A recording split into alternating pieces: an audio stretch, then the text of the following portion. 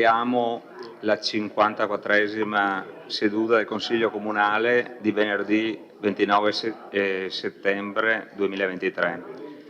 La seduta è aperta al pubblico e può essere vista in diretta TV sul canale televisivo della Tenda TV. Passo la parola al segretario per l'appello. Sì. Per cortesia inserite i badge.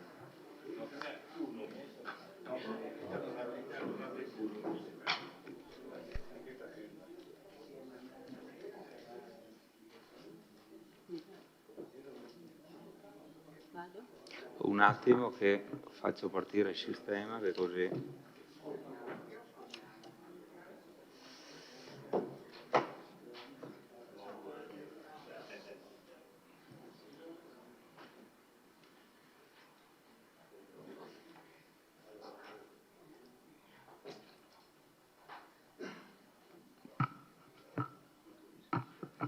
Bene, prego segretario. Magliana Mirella, Casagrande Andrea, Dareggian Antonio,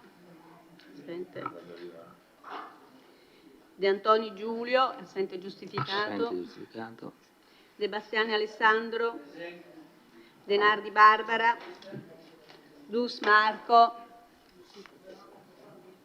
Miatto Antonio, Gomiero Maurizio, chiedo scusa, è assente giustificato, Miatto Antonio, Pagotto Alberto, Parrella Roberto, Rasera Gianni, Rosset Mario, Salezze Silvia, Sant'Antonio Paolo, presente. Tonon Roberto e Varaschin Gianni. Il numero legale c'è. Perfetto. Bene. Allora nomino gli scrutatori. Pagotto, va bene, grazie. Salezze, va bene, grazie. De Bastiani, va bene, grazie. Chi ha nominato prima, scusi Presidente? Il primo chi sa? Il primo è Pagotto, okay. Pagotto, Salezze, De Bastiani. Paolo, funziona questi qua perché vedo che è tutto bianco là.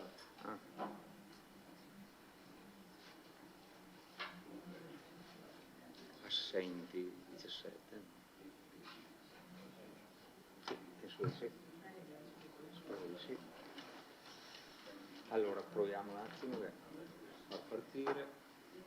Forse adesso.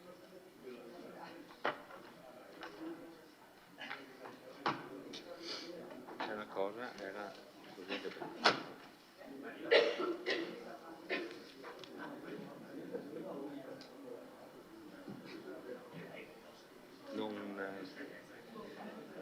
Non compare, vabbè, quello non funziona. Vabbè. Funziona questo. Allora segniamo le due cose, non funzionano perché ogni volta mi lasciano la roba. Sì.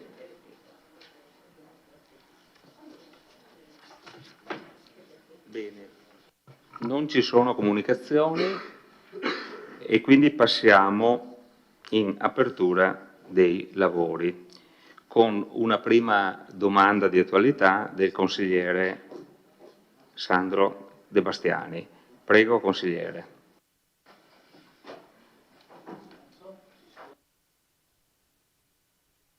Grazie, buonasera.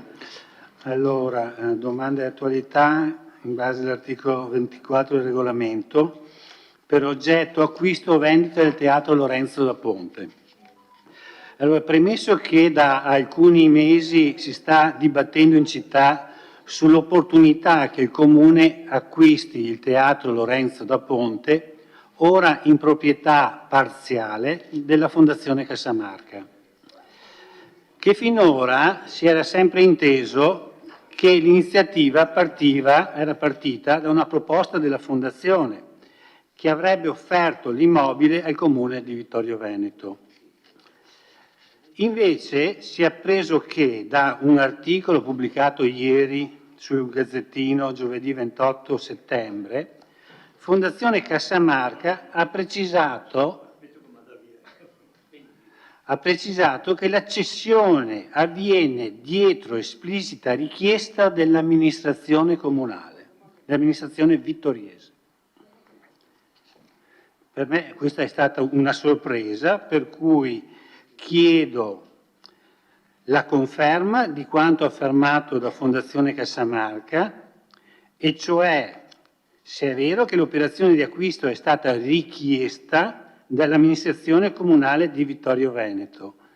Ritengo importante conoscere questo aspetto perché non è marginale, cioè il fatto che sia stato offerto e sollecitato dalla Fondazione la vendita, oppure il fatto che sia stato proposto e richiesto dalla nostra amministrazione cambia la questione in maniera sostanziale. Ed è per questo che rivolgo questa domanda di attualità. Grazie.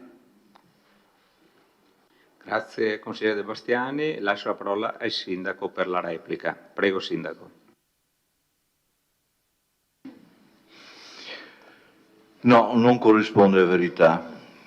La Fondazione aveva sempre dichiarato quell'immobile, un cespite suo, valutato, mi sembra ricordare, attorno agli 8 milioni e mezzo, e come tale, all'epoca in cui sapevamo di questa valutazione, era un immobile che ci veniva concesso anche gratuitamente durante l'amministrazione Tonon, con una richiesta di 50.000 euro l'anno di affitto, che poi grazie così anche a Fondazione siamo riusciti a controllare e a portarli a poco più di 20.000 euro l'anno, con la consapevolezza su dichiarazione di Fondazione che con i suoi obblighi amministrativi avrebbe dovuto dei suoi immobili avere realizzazioni dal 4 al 6% del loro valore in termini di affitto, quindi cifre inarrivabili per noi come affitto, e la cosa si era il tutto è nato, questa storia del teatro, proprio in virtù dell'offerta assolutamente inattesa e mi pare di capire anche in sede di questo Consiglio accattivante, di poterlo avere a 2 milioni e mezzo.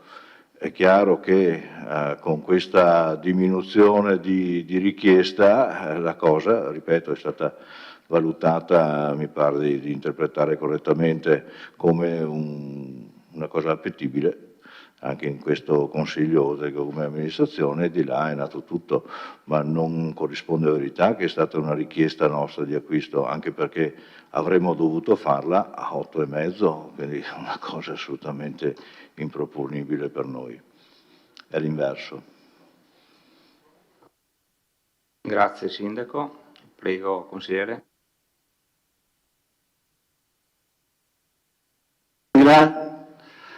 Ringrazio per la risposta che appunto pone un punto di chiarezza e che quindi risolleva una questione che è già stata sollevata sul coinvolgimento del nostro territorio sulla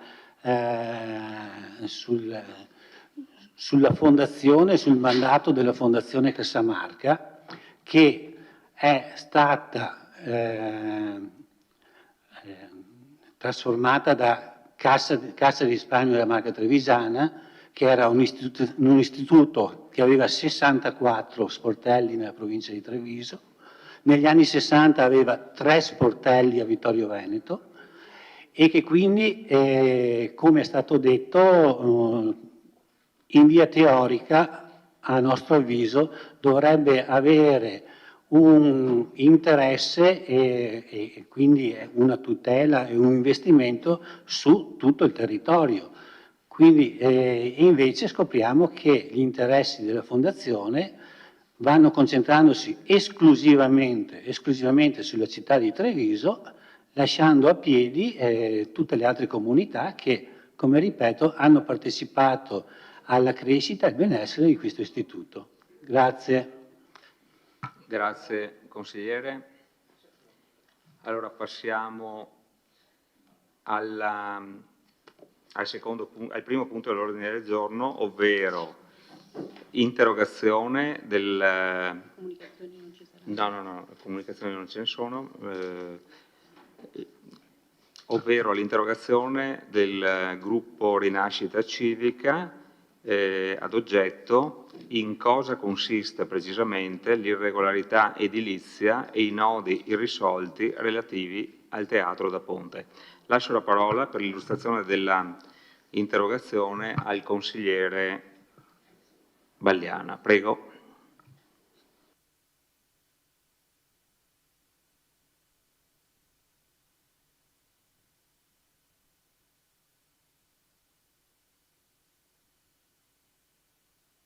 Ok, grazie e buonasera a tutti. Allora, questa interrogazione nasce dall'esigenza di fare un po' di chiarezza relativamente alla questione dell'immobile Teatro da Ponte e più precisamente sulle cosiddette irregolarità edilizie. Dall'aprile del 2022, data dell'annuncio in Consiglio Comunale da parte del Sindaco dell'ipotesi di acquisto del teatro, si sono susseguite una serie di vicissitudini, perizie e controperizie, fino ad arrivare alla seduta consigliare del 19 aprile 2023, che voi tutti ricorderete, con l'improvviso ritiro della delibera di indirizzo di acquisto. Da allora sono emerse altre cose da sistemare, come lei, signor Sindaco, ci ha ricordato nell'articolo del Gazzettino del 18 maggio di quest'anno e nodi irrisolti nell'articolo della Tribuna del 31 maggio di quest'anno, riferendosi, immagino, alle irregolarità edilizie che hanno determinato fin dal 2002, anno dell'inaugurazione del teatro, il rilascio di un certificato di parziale agibilità ancora oggi in essere.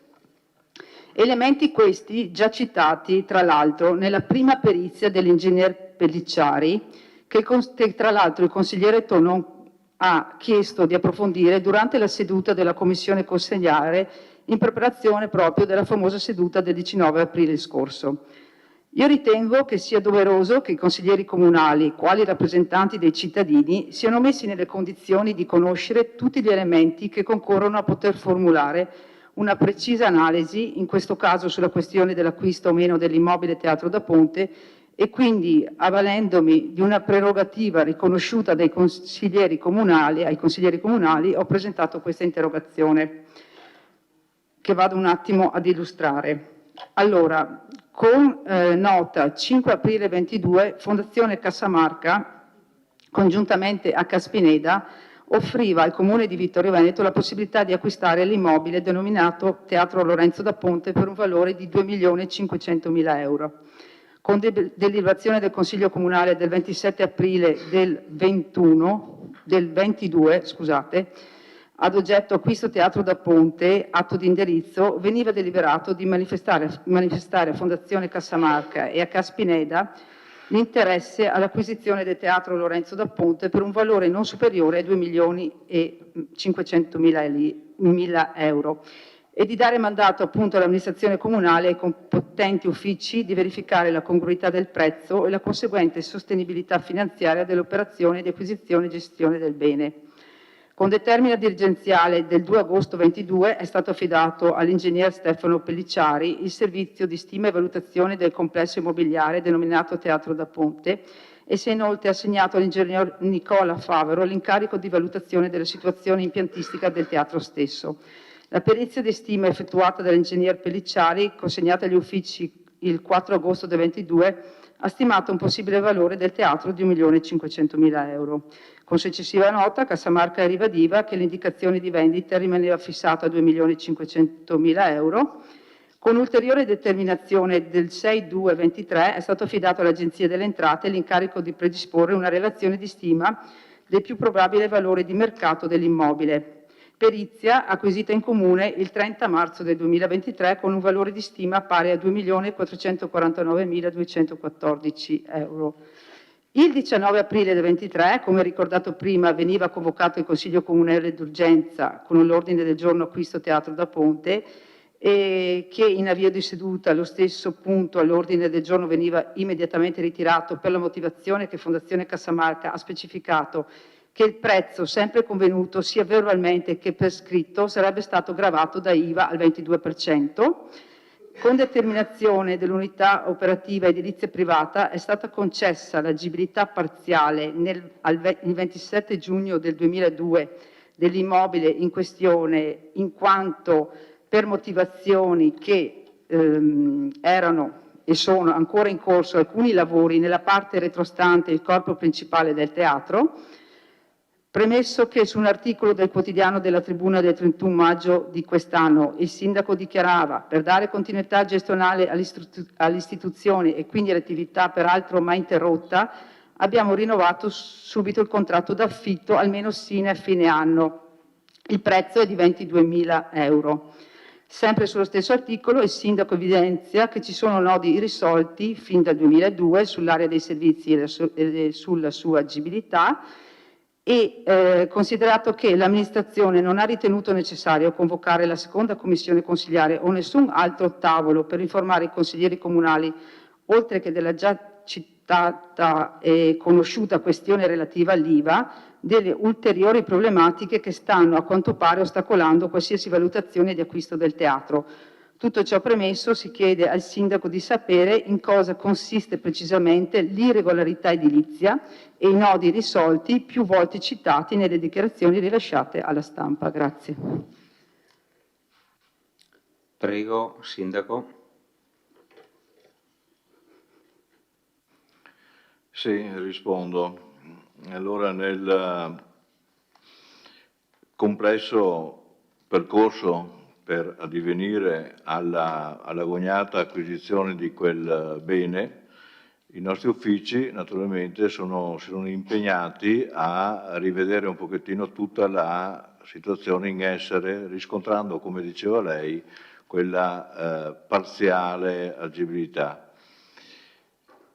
Il percorso per chiarire completamente la questione non è facile perché sono cose risalenti a più di 20 anni fa. Memorie storiche presenti all'epoca non ne abbiamo più, abbiamo molto materiale che i nostri uffici stanno attentamente analizzando perché in oltre 20 anni sono cambiate anche le normative, tempus regit actum, per cui si cerca di paragonare nei vari periodi la normativa vigente rispetto alla questione e stiamo lavorando proprio per dare un esatto peso a queste modalità di realizzazione di alcuni volumi tecnici, perché fondamentalmente si parla di alcuni volumi tecnici che sono poi volumi attualmente esiziali per il buon funzionamento del teatro, perché contengono armadi elettrici, centrali di comando e controllo sulle temperature di riscaldamento e di ricircolo dell'aria, e quindi sono cose che sono fondamentali per il buon funzionamento del teatro. Questi volumi sono definiti e sono fra l'altro assolutamente invisibili dall'esterno, perché sono ricompresi dietro alla parte pubblica, ovvero sia, se lei ha presente, quel compendio è fatto sia da una parte privata, che attualmente è il teatro vero e proprio, il volume del teatro, e una parte pubblica che è il loggiato esterno. I volumi di cui si sta parlando sono definiti completamente in modo ascoso dietro alla parte pubblica. I nostri uffici sono impegnati, ripeto, ad analizzare tutta la successione di passaggi. Fra l'altro abbiamo avuto anche la morte dell'architetto che all'epoca aveva progettato il tutto, quindi quella quota parte di aiuto ci sta mancando. Io non credo che ci voglia più di tanto, perché ormai è un pezzettino che i nostri uffici stanno lavorando sopra, e naturalmente è una fase questa in cui i consiglieri, oltre che sapere che gli uffici stanno lavorando, non è che sono passaggi tecnici e i consiglieri saranno informati non appena finito il percorso. Grazie sindaco. lascio la parola al consigliere per la replica. Prego. Grazie. Io mi dichiaro parzialmente soddisfatta, nel senso che mi lascia qualche perplessità capire che 20 anni non sono tantissimi, voglio dire, oggigiorno. Quindi con voglio dire, i documenti, i progetti e tutto quello che c'è, voglio dire, ci sono, e sicuramente se si tratta di irregolarità edilizie che vanno avanti dal 2002, sicuramente sono state segnalate per tempo e ci sono. Io sinceramente ho capito vagamente la situazione, speravo questa sera di avere delle informazioni un po' più chiare proprio su che tipo di irregolarità da un punto di vista giuridico ci sono, voglio dire, rispetto ad altri enti terzi, e mi aspettavo una risposta un po' più articolata e più precisa. Magari sarà mia cura chiedere ai responsabili d'ufficio. E ripeto, secondo me il personale che ha lavorato e che sta lavorando tutt'oggi in comune, anche quello che è appena uscito, insomma, era qua da parecchi anni, quindi la situazione era un po' a conoscenza, penso, da tempo. E vabbè, adesso si tratterà di verificare e di capire i percorsi da fare per superare questa situazione.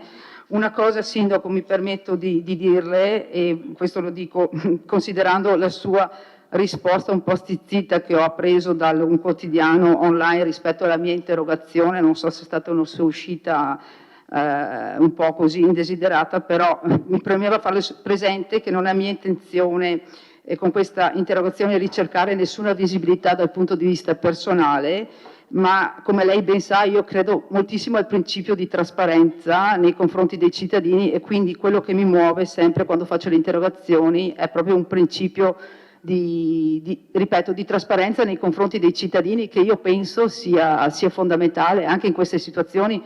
Cioè, l'acquisto dell'immobile così importante deve essere, secondo me, è spiegato in tutti i suoi dettagli, possibilmente. Grazie. Grazie consigliere.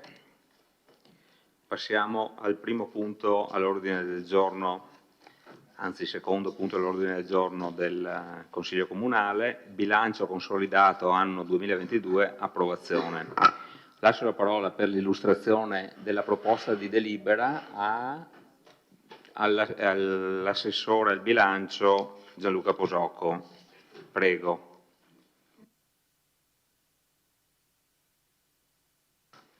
Grazie Presidente, buonasera a tutti. Arriviamo all'approvazione del bilancio consolidato anno 2022 che, come sapete, va approvato entro il 30 settembre dell'anno successivo.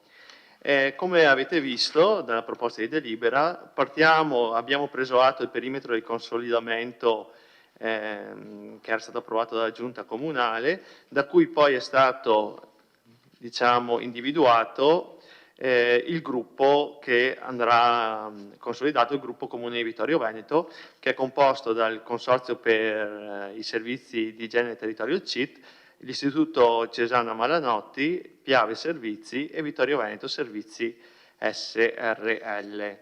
Come avete potuto vedere nella relazione dell'organo di revisore su questa proposta, c'è scritto, diciamo, nella relazione, che il bilancio consolidato 2022 nel suo complesso offre una rappresentazione veritiera e corretta della consistenza patrimoniale e finanziaria del gruppo amministrazione pubblica Comune di Vittorio Veneto.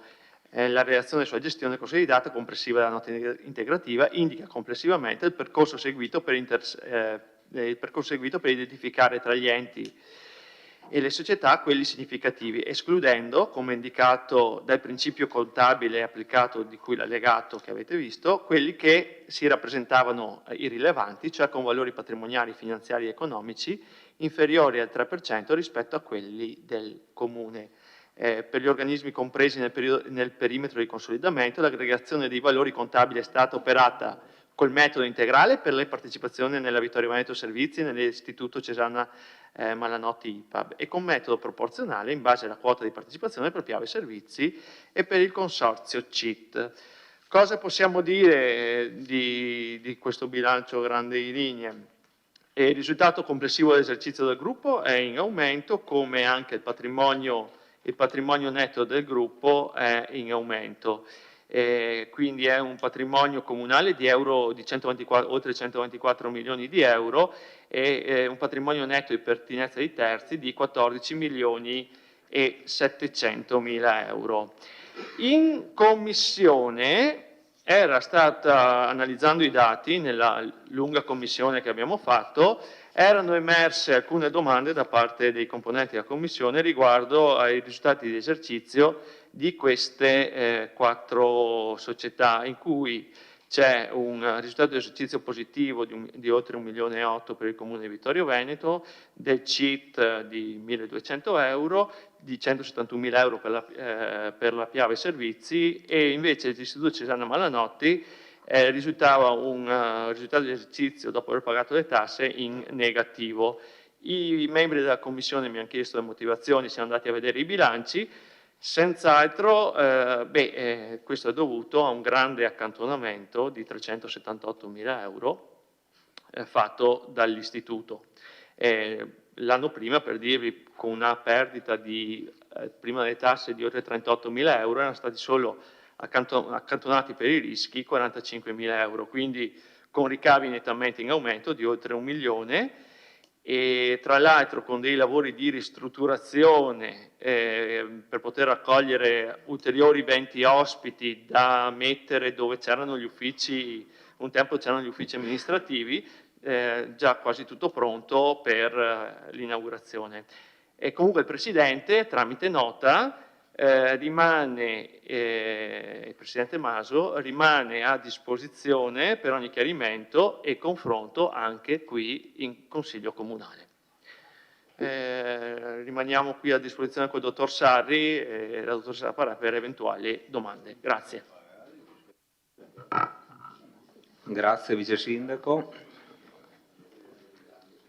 Apriamo la discussione direttamente. Prego.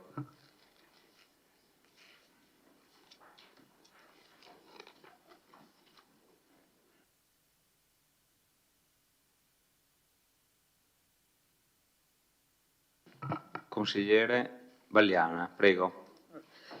Grazie. Io ho solo una domanda relativamente a un ritenuto che ho visto qua in deliberato,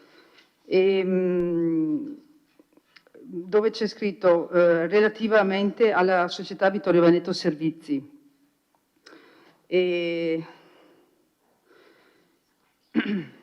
Allora, verso la fine c'è scritto un considerato inoltre che nel verbale dell'assemblea dei soci, ritenuto pertanto che sussistono tutte le condizioni, considerato inoltre che nel verbale dell'assemblea dei soci 27.523 della società Vittorio Veneto Servizi emerge che l'utile conseguito pari a 156.000 euro sia destinato a riserva straordinaria. Preso atto che l'amministratore unico della società Vittorio Veneto Servizi ha comunicato di voler distribuire riserve per euro 156.000 e qui invece su quest'altro chiedo informazioni, ritenuto anche alla luce delle risultanze del bilancio consolidato e del controllo analogo 2022 di dare mandato al rappresentante del comune di Vittorio Veneto, che in questo caso mi sembra sia il sindaco, in seno all'assemblea dei soci della società Vittorio Veneto Servizi, di accogliere la proposta dell'amministratore unico, provvedendo alla distribuzione di riserve per euro 156.000 che saranno a favore del comune Vittorio Veneto.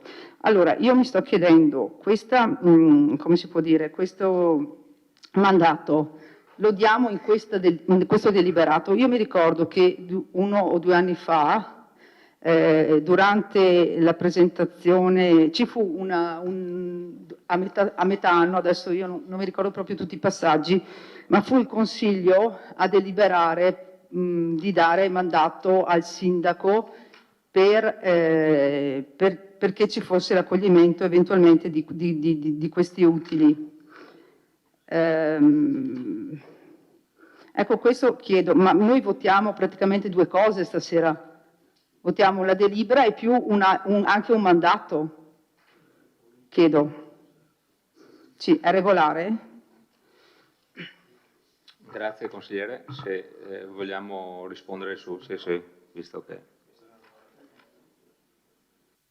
Sì, consigliere Bagliana, questa osservazione era stata fatta in commissione, è stata esaminata in commissione, adesso è stata anche discussa e risolta, ma lascio la parola al dottor Sari che le dà la risposta tecnicamente corretta.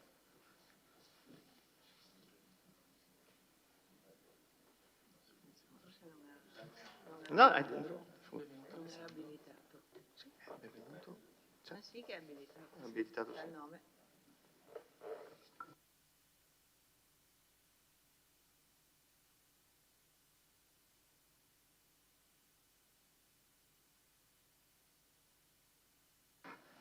Allora, buonasera a tutti.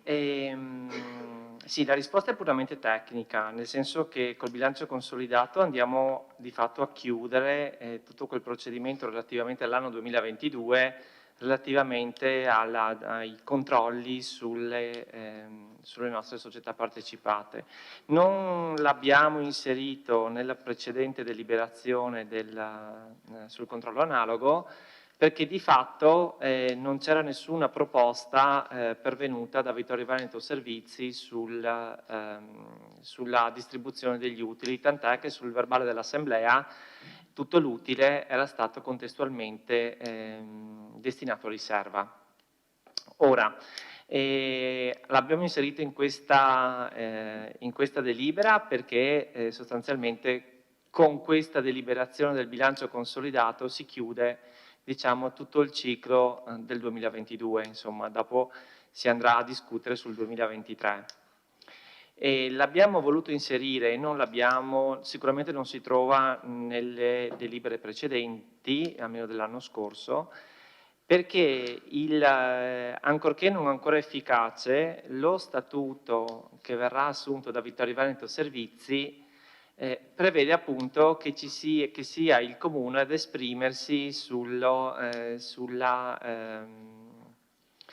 distribuzione degli utili vero e proprio. Ecco, l'anno scorso non mi sembra che il Consiglio si sia espresso in questi termini, nel senso che gli utili sono stati distribuiti senza un passaggio in Consiglio Comunale, quindi abbiamo ritenuto opportuno, a chiusura appunto del ciclo 2022, innanzitutto prendere atto della proposta di Vittorio Veneto Servizi in questa sede che è pervenuta a protocollo e in secondo luogo dare mandato al rappresentante del Comune di Vittorio Veneto in assemblea dei soci di Vittorio Veneto Servizi di accogliere la proposta formulata, insomma.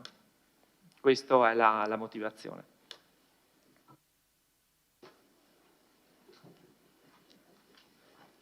Consigliere Valaschin. Grazie Presidente, buonasera a tutti. Avevo chiesto io appunto delle delucidazioni in Commissione, come Presidente di Commissione, sulla perdita della Cesane Marianotti e ci sono puntualmente arrivate e ringrazio sia l'assessore che il Presidente Maso, però ho chiesto anche che magari quando appena sarà possibile ci venisse a spiegare, sono successe tante cose, abbiamo avuto il Covid, sappiamo che il Cesane si era svuotato, adesso quanto ne so è di nuovo pieno, appunto che ci venisse a spiegare qual è diciamo, il futuro, come pensa l'amministratore delegato, il Presidente e il Consiglio, cosa ne pensano del futuro del Cesana, che ci vengano a dire qualche cosa, a dare delle notizie, insomma, appena sarà possibile. Li ringrazio già da adesso. Tutte le domande che dovevo fare su questo bilancio consolidato le ho fatte in commissione, ci è stato chiarito, le ha fatte anche il consigliere De Antoni che stasera non c'è e ci sono state le spiegazioni da parte del dottor Sari, quindi preannuncio già il mio voto favorevole. Grazie. Grazie, consigliere.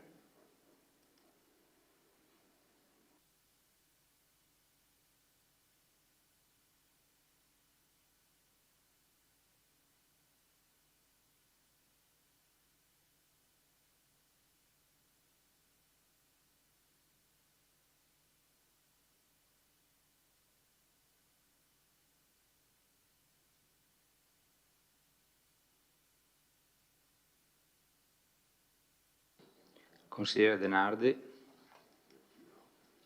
Grazie Presidente. Sì, il consigliere Varaschin ha appena citato il consigliere De Antoni, che non c'è, sappiamo che improvvisamente, per motivi improvvisi, non è riuscito a essere qui in Consiglio Comunale. Mi associo anch'io, so che l'aveva chiesto anche il consigliere De Antoni, perché ce l'aveva, sì, ne avevamo parlato, mi associo anch'io alla richiesta del consigliere Varaschin di poter incontrare qui il presidente del Cesana e sentire da lui l'illustrazione su quelle che sono la situazione dell'istituto e le prospettive e le iniziative che il nuovo consiglio di amministrazione e la nuova presidenza intendono portare avanti. Grazie. Grazie, consigliere.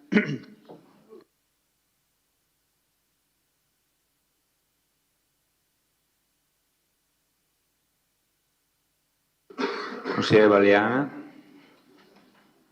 Intervengo solo per ringraziare il dottor Sarri che mi ha dato la risposta, solo che effettivamente io ho qualche perplessità sul modo di procedere che abbiamo seguito. Comunque ne prendo atto relativamente a quest'anno, però io penso che, come ha spiegato lei, forse i passaggi sarebbero leggermente diversi. Me le ricordo perché 2 anni fa, proprio in quest'Aula, era stato proprio dibattuto la questione del ruolo del Consiglio Comunale, che è sovrano rispetto alle decisioni che poi vengono prese in Assemblea dei Soci, nel senso che noi diamo mandato al nostro rappresentante, che è il sindaco, con un mandato forte di impegno sia politico che rappresentativo. Quindi prendo atto che quest'anno le cose vanno così, prendo atto anche il discorso che lo statuto ancora non è, lo statuto di Vittorio Veneto Servizi non è ancora,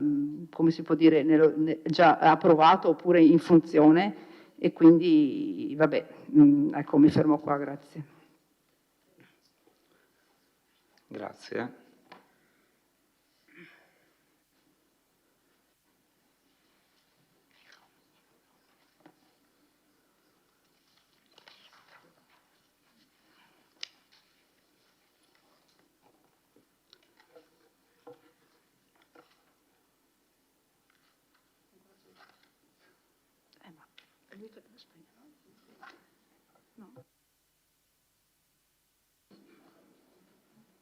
Ma se può essere utile relativamente al discorso del Cesana, ho letto anch'io una nota del presidente, l'avvocato Maso, il quale sostanzialmente ci comunica che i lavori di ristrutturazione al Cesana stanno volgendo praticamente al termine e confida agli inizi del prossimo anno di poter anche mettere in atto 20 nuovi posti letto che vanno ad aumentare quindi la capienza attuale. Ecco, se può essere utile come informazione, comunque condivido anch'io la richiesta insomma, che il Presidente Maso possa venire qua a illustrarci un po' tutto quanto è avvenuto negli ultimi 3 anni. Grazie.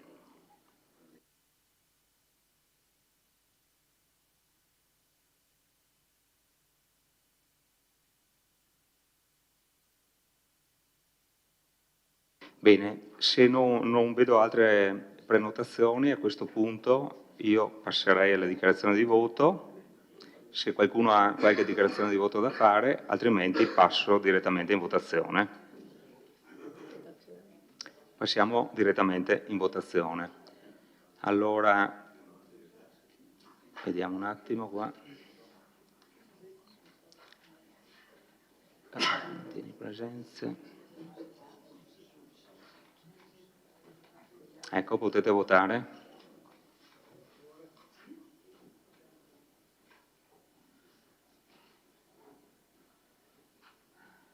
Bene. Allora, la delibera è approvata con favorevoli 13, contrari 0, astenuti 0. Votiamo ora la immediata eseguibilità. Prego.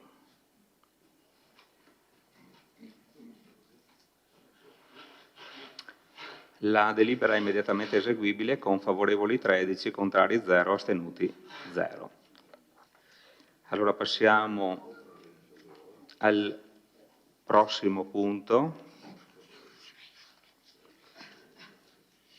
ovvero il punto numero 4 dell'ordine del giorno, documento unico di programmazione DUP 2024-2026, presentazione ed approvazione. Lascio la parola all'assessore, al vice sindaco Bosocco per l'illustrazione della proposta di delibera. Prego, vice sindaco. Grazie Presidente. Arriviamo a questa proposta del documento unico di programmazione 2024-2026. Innanzitutto un mea culpa perché il termine fissato è per il 31 luglio e arriviamo al 30 settembre per una serie di motivazioni. Io comunque ringrazio veramente il dottor Sarri e tutto lo staff, la dottoressa Parè e tutti che veramente hanno lavorato per compilare questo documento, che è un documento che anche me personalmente i primi anni mi stava veramente, dicevo che era un malloppo di oltre 180 pagine, che però se andiamo a leggerlo tutto e bene troviamo veramente delle informazioni e dei dati che i consiglieri e tutti potrebbero portare avanti per diverse ragioni e fare diverse proiezioni. Mi spiego meglio, se voi l'avete letto, partiamo dalla sezione strategica con le condizioni esterne, in cui vengono individuati c'è un'analisi strategica, diciamo in generale, delle condizioni esterne, in cui emergono due parti importanti: la sezione del PNRR, che è questa novità degli ultimi anni, con l'utilizzo dei fondi, e qui avete uno schema, pagina 30-31, che riguarda il nostro comune, con gli oltre 8 milioni e mezzo di fondi arrivati, gli ultimi dei quali, che poi andremo in variazione di bilancio, sono la manutenzione straordinaria per il dissesto idrogeologico di 780.000 euro e la discarica e le opere per la sistemazione idraulica della discarica di Forcal per quasi 1.300.000 euro. Oltre anche, non ci sono segnati altri fondi PNRR dove magari ci sono altri comuni capofila in cui poi Vittorio entra. È molto importante la sezione che trovate invece a pagina 44, 45, 46, 47, 48, 49 e 50, che sono tutti i dati della Camera di Commercio, che fa un riassunto dell'economia vittoriese degli ultimi 10 anni, in cui si nota tantissimo come si va modificando l'economia vittoriese con una tenuta di alcuni settori, tipo quello turistico, quello dell'agricoltura, un calo invece forte e preoccupante per quel che riguarda, ma succede in tutte le città, del commercio a dettaglio e delle imprese artigianali. Andando avanti trovate le condizioni interne a pagina 65, sempre come sezione strategica, le condizioni interne, in cui si parla di partecipazioni, delle partecipazioni, di tutta la politica tributaria, della spesa corrente per ogni missione e la situazione del patrimonio del Comune di Vittorio Veneto, fino ad arrivare a tutte le linee programmatiche e obiettivi strategici che trovate a pagina 83. Poi arriviamo alla sezione operativa generale con la valutazione dei mezzi finanziari, in cui si fa una valutazione delle entrate tributarie con l'andamento, di quelle extratributarie, delle entrate correnti, delle entrate in parte capitali, l'attuazione di questo PNRR, fino ad arrivare alla definizione degli obiettivi operativi che trovate a pagina 103. Qui vedete che tutti gli obiettivi operativi sono organizzati per obiettivi strategici con le relative missioni, programmi e i referenti che ci sono, a seconda a quali di noi assessori appartengono gli eventuali obiettivi strategici. Tutto il capitolo è importante, fino ad arrivare all'ultima parte, che trovate a pagina 169, con la programmazione riguardo il personale, il piano opere pubbliche, il piano degli acquisti e la sezione del patrimonio. Quindi è un documento importante in cui poi vengono inseriti migliaia di dati che fa dialogare il nostro bilancio con tutta la programmazione, e che poi questo documento verrà aggiornato intorno, credo, al 15 di novembre dalla Giunta, prima della presentazione del nuovo bilancio di previsione, che per forza quest'anno, vista la nuova normativa, andrà fatto entro fine anno. Se ci sono domande siamo a disposizione. Grazie. Grazie Vice Sindaco. Apriamo discussione.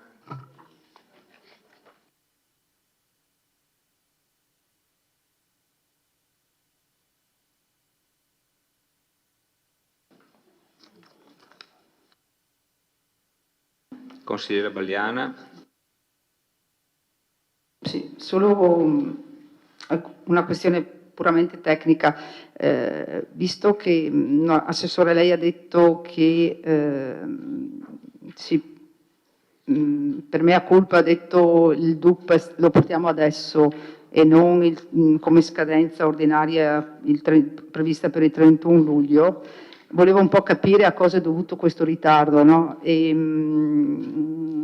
Sì, questa è la prima domanda che faccio, e dopo invece vorrei farò un intervento un po' più articolato su tutti gli altri punti. Ecco, grazie. Grazie consigliere. Sì, prego Vice Sindaco. Sì, tendenzialmente avevo impostato una programmazione per arrivare al 31 per riuscire a portare questo documento. Portarlo in ritardo non succede niente, però non è bello, per capirci. Purtroppo 1000 impegni da un punto di vista novità, PNRR, teatro, questione teatro così, ha fatto sì che abbiamo dovuto concentrarci su altro e abbiamo un po' lasciato andare la redazione di questo documento. Ecco.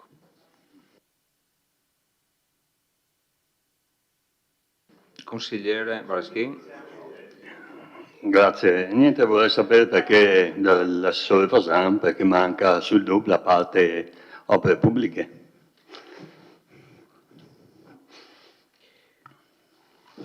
Ho la parola al dottor Sarri che voleva dare una risposta, prego. Sempre? Ah, ok, è riuscito a... Eccomi. No, volevo solo fare una precisazione prima che la discussione entri nel vivo.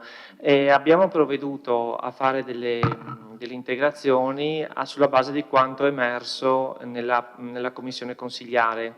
Quindi nella proposta di deliberazione, nelle premesse, è stato, dove c'è il ritenuto prima dei visti e dei pareri, è stato tolto l'aggettivo all'eventuale nota di aggiornamento e c'è scritto di rinviare alla nota di aggiornamento.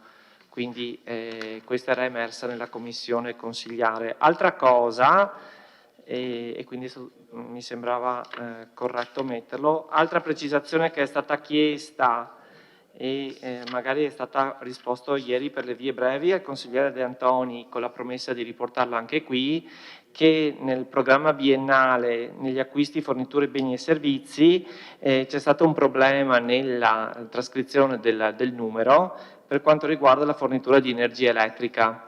In questo caso il dato da prendere in considerazione sono 450.000 euro per il 2024, 660 per il 2025 e 660 per il 2026. pagina 173 del documento. E basta, non c'è altro. Grazie. Grazie. Consigliere Denardi. Non so se dovete rispondere al consigliere Vaschin prima, perché aveva fatto anche altre domande, non so. Non so se volevate rispondere al consigliere Varaschin perché ha fatto anche altre domande. Non so.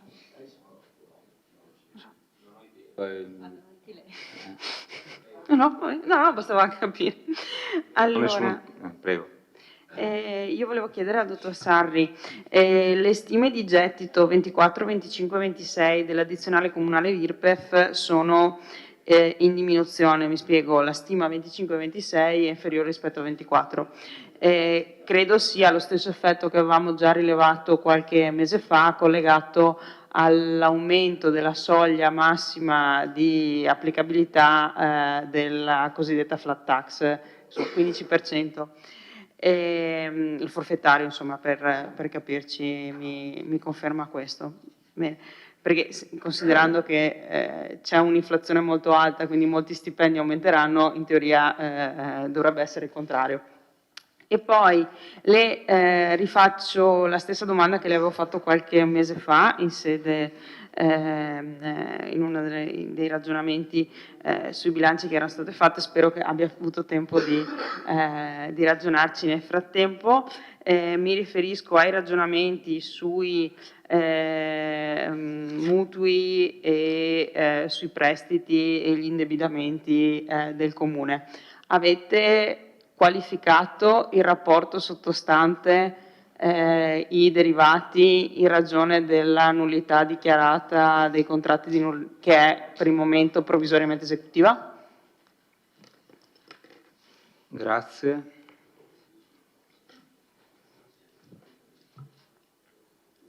Allora, sulla prima domanda sì, le ho anche già risposto, ne avevamo discusso in Consiglio, quindi la risultanza è quello, insomma, tenendo conto che questo è un DUP, quindi è una previsione di carattere generale. Magari col bilancio di previsione saremo magari un po' più precisi, ecco. Per quanto riguarda la qualificazione del rapporto, fra virgolette, di fatto, quello che discutevamo l'altra volta, non l'abbiamo ancora preso in considerazione, ne terremo conto in sede di bilancio, insomma.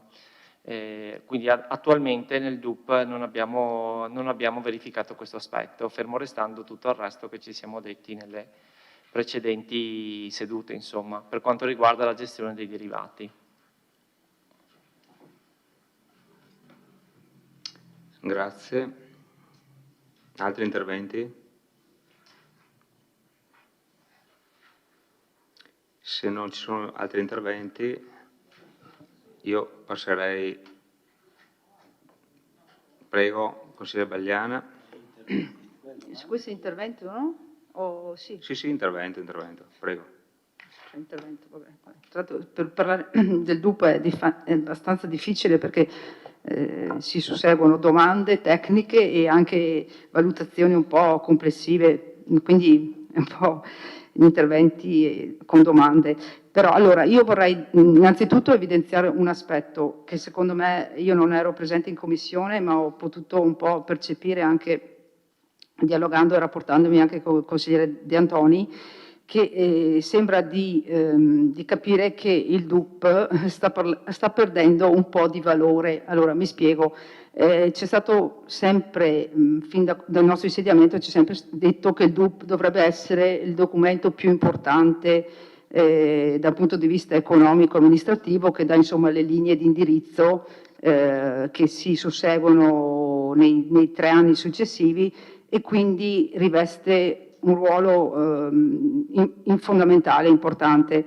Invece sembra di capire che in questo DUP di quest'anno sia un po' gestito dal suo ruolo, anche perché non riesco a capire come appunto l'ha chiesto prima il consigliere Varaschin, mi sembra di capire manca il programma delle opere pubbliche, poi mi spiegherà, dottor Saris, questa cosa qua, perché fino agli altri 3 DUP precedenti era inserito il piano opere pubbliche e anche il piano alienazioni e era un pacchetto completo, sembrava di ricordare così. Invece qui le troviamo sì opere di investimenti programmati da finanziare, però non c'è il piano di opere pubbliche. Allora io vorrei anche chiedere, è una scelta o i DUP come si fanno? C'è una regola per fare i DUP o ogni anno magari qualcuno può cambiare e anche modificare proprio la realizzazione del DUP stesso? Questa è la prima cosa.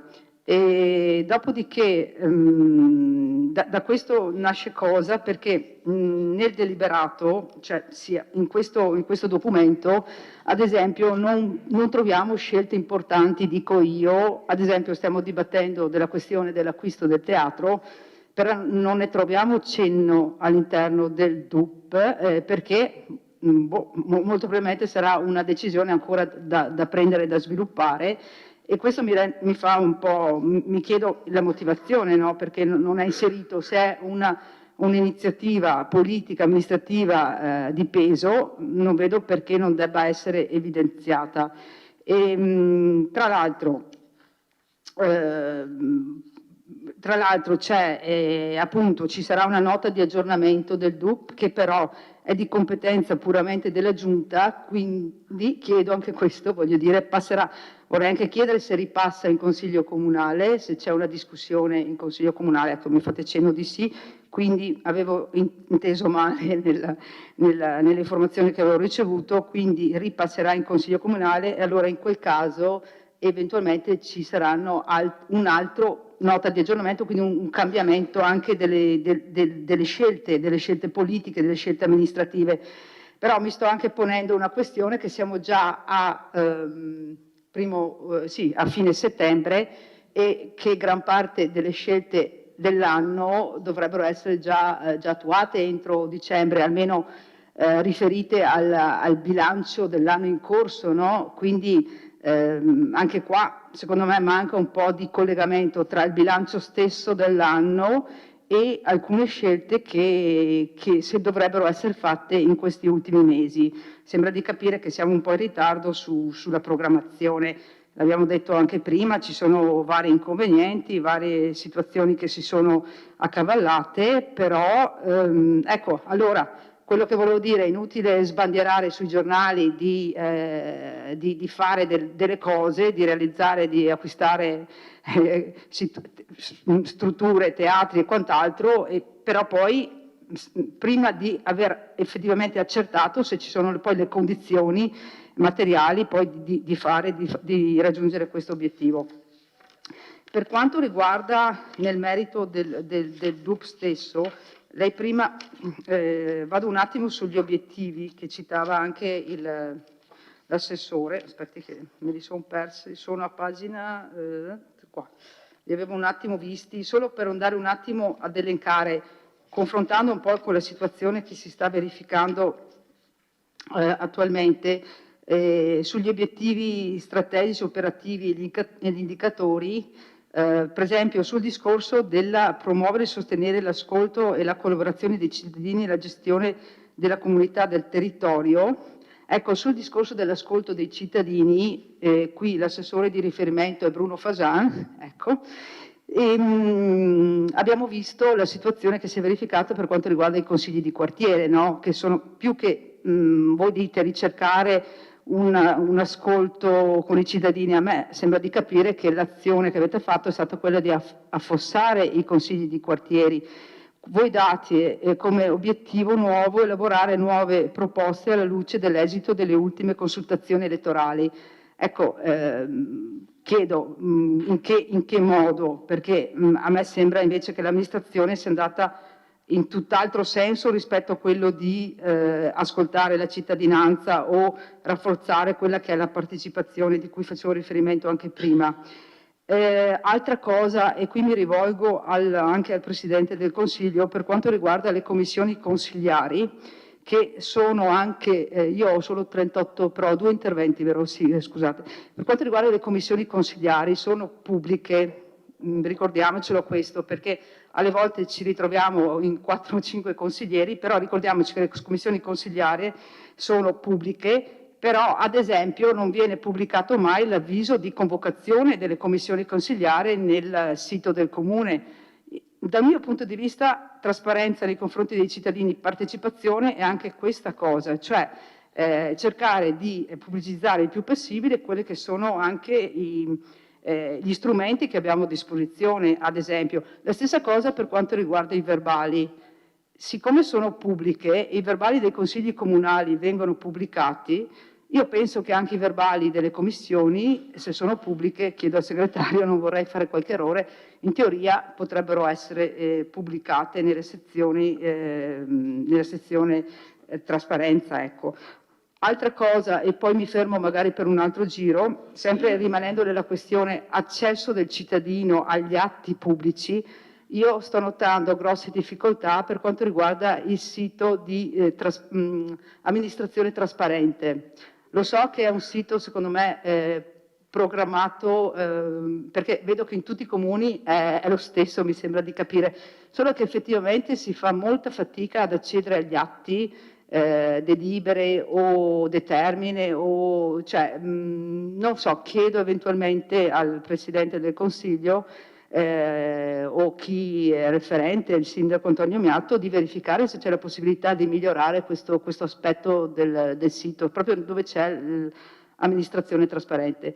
Riprendo un po' nel secondo giro altre considerazioni. Grazie.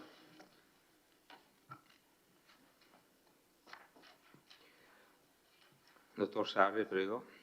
Allora, io rispondo solo sulla prima domanda relativamente, quella tecnica, relativamente ai termini di approvazione del documento unico di programmazione.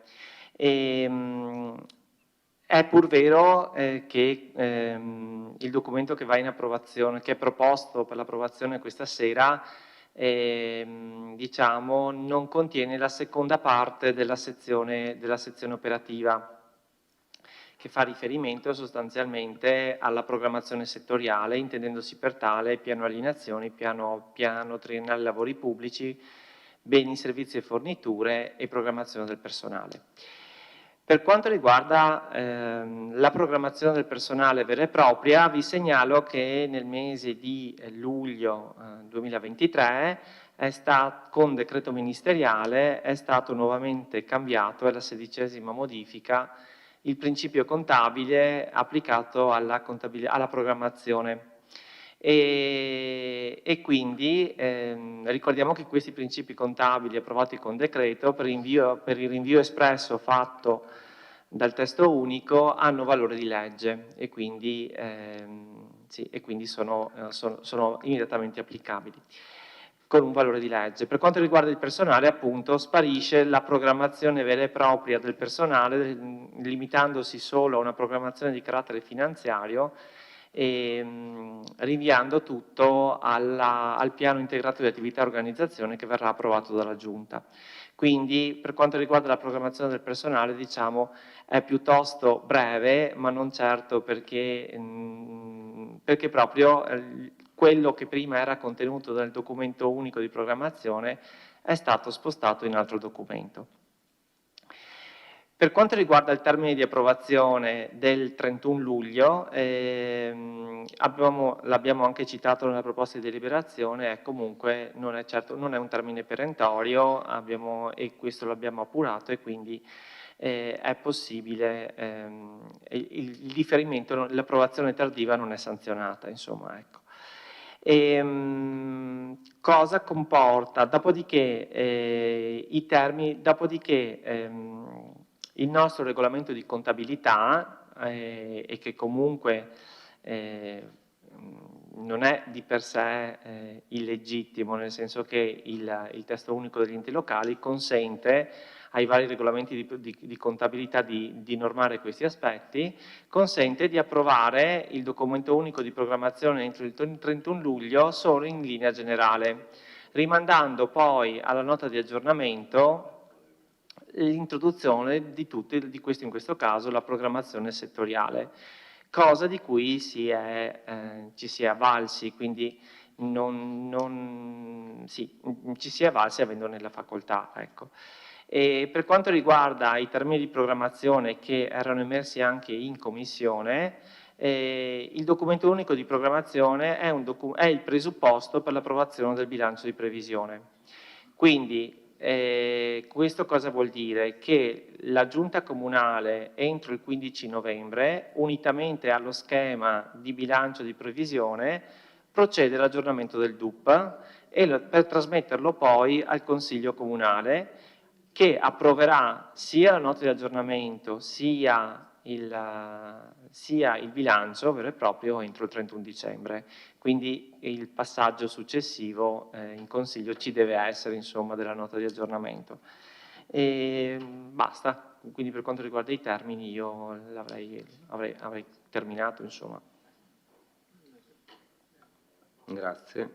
Sì, prego, Sindaco. Sì, vorrei fare un'aggiunta, non so se vi sia sfuggito, ma il nostro Comune ha avuto un'assegnazione di diversi finanziamenti PNRR, tutti finalizzati a adeguamento, miglioramento della gestione digitale dei dati, quindi con implementazione di metodiche sempre più comuni, nel senso condivise nello stesso modo dalle varie amministrazioni comunali. Fra queste, sono diverse, anche di adeguamento appunto anche dei siti web alla norma, c'è anche appunto una parte che riguarda l'amministrazione trasparente, che quindi andrà ad adeguarsi a un sistema comune. Grazie Sindaco. Consigliere De Bastiani. Alla fine dell'intervento dell'assessore Posocco ha posto all'attenzione sulla tabella di pagina 172 principali investimenti programmati per il triennio 2024-2026, che dovrebbero fotografare la progettualità triennale della nostra città. E sappiamo che la programmazione è l'elemento fondamentale per la gestione, per una buona gestione di qualsiasi ente, azienda o quant'altro. E così, scorrendo questo elenco, mi sembra che siano più le cose che mancano che quelle che ci sono. Balza all'occhio, per esempio, una questione su Ceneda.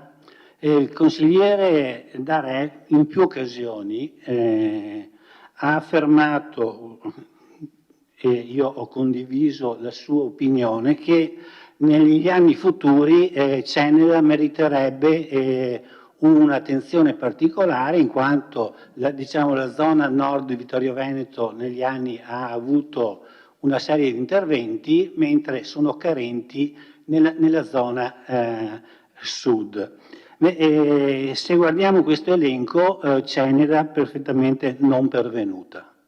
C'è solo una voce che riguarda la scuola Francesco Crispi. Non vedo la biblioteca, che sicuramente è un'emergenza. E stiamo parlando del 2024-2026. Non vedo la Piazza Duomo, di cui si è parlato e che sui giornali si è ventilato un intervento importante a questo proposito, e non vedo neanche la via Rizzera. Mi vengono in mente le parole del consigliere Varaschin, che dice: sentiamo tanti annunci sui giornali, però quando andiamo a guardare nel concreto restano annunci e in realtà non si vede niente di concreto. Quindi Ceneda è completamente dimenticata dal programma triennale, e altrettanto San Giacomo. Per San Giacomo troviamo un primo stralcio dell'aerocampo di San Giacomo per 1.900.000 euro, che avrei piacere che mi fosse così illustrato in cosa consisterebbe il primo stralcio, però sappiamo tutti quanti benissimo che le emergenze e le esigenze storiche di San Giacomo non sono sicuramente l'aerocampo è l'ultimo arrivato. Abbiamo tante altre cose importanti e urgenti che non sono elencate in questo elenco. Non trovo Non trovo la famosa pista dell'amicizia, ne parliamo da 5 anni. C'è dove? È il secondo 2025. Dov'è? Come si chiama? Ah, eccolo qua, percorso secondo me 500.000 euro. Bene. 2025. Non trovo... La prima visita che abbiamo fatto sul campo l'abbiamo fatta al Museo Archeologico, altra emergenza annunciata e promessa. Non risulta lasciamo stare questo adeguamento impiantistico che sappiamo non c'entra niente con l'allestimento del museo. Non la troviamo né nel 24 né nel 25 né nel 26. Come dicevo prima, non troviamo la via Rizzera, per la quale tra l'altro è stato fatto un bando, è stato annunciato una mostra, visto niente. Villa Papadopoli, vabbè, la sappiamo, quella bisogna lasciarla cadere giù perché evidentemente il desiderio è quello, quindi appunto mi sembra che il progetto programmatico del prossimo triennio sia del tutto carente e non porti a quelle promesse, non porti a realizzare quelle promesse di cui in tanti anni abbiamo sempre sentito parlare. Dopo magari entrerò in altri particolari, grazie. Se c'è una delucidazione su quel primo stralcio di San Giacomo dell'Areocampo, sarei curioso di sapere di cosa si tratta. Grazie, consigliere.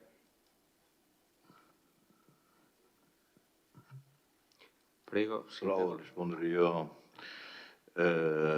Sì, consigliere De Bastiani, le do ragione nel senso che quello che si pensa di fare ha tempi estremamente lunghi, defatiganti i passaggi e lenta la realizzazione. Non è colpa di nessuno, il mondo sta girando così.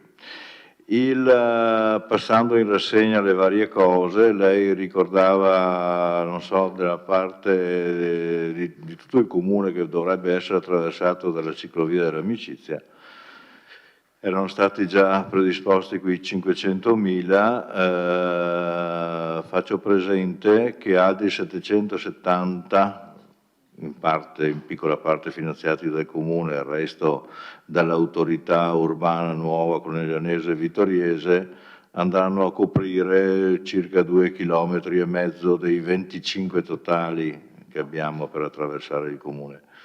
In più ci sono qui 500.000. Abbiamo fatto già la progettazione generale e adesso per stralci chiaramente quando ci sarà l'occasione si va a farla. È impensabile di fare 25 km su una volta sola. Per quel che riguarda Ceneda, sì, Ceneda sta nel cuore di tutti noi e per quel che riguarda Villa Papadopoli è un discorso che noi decliniamo esclusivamente in termini di cessione. Arriverà, si spera, qualcuno che si prende l'onere di farlo, perché certamente il Comune non può spendere i 15 milioni ipotizzati per il completo risanamento prima del mondo matto che abbiamo trovato adesso con i prezzi che sono andati su, quindi assolutamente improponibile per le nostre casse, a meno che non chiudiamo con qualsiasi altra cosa. I progetti di cui lei faceva memoria, cioè biblioteca e piazza, non sono abbandonati, stanno andando avanti sempre lentamente. No, d'accordo, perché è ancora prematuro per metterli dentro, però ci stiamo lavorando, non sono fermi. San Giacomo, mi pare che parlassi di San Giacomo, siamo in attesa che i nostri uffici facciano decollare il PEBA, che è la prima zona della città dove verrà applicato. Circa l'Areocampo, circa l'Areocampo, aspetta perché mi torna in mente un'altra cosa che riferisco dopo, circa l'Areocampo, lei sa che abbiamo fatto un concorso di progettazione, mi sembra fossero 11 gli studi che hanno presentato, l'apposita commissione ne scelse 3 e stiamo definendo, la commissione sta definendo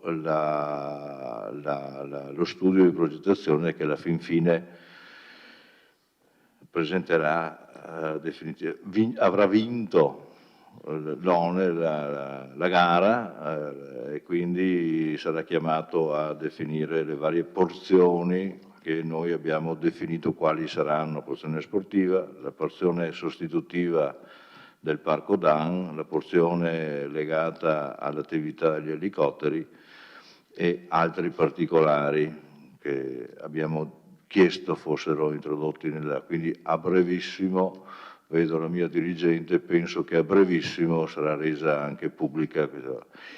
Lei dice il primo stralcio è quello che abbiamo dichiarato da sempre, cioè se spostiamo il Parco Dan, la prima porzione che verrà realizzata nel nuovo parco sarà proprio il nuovo Parco Dan.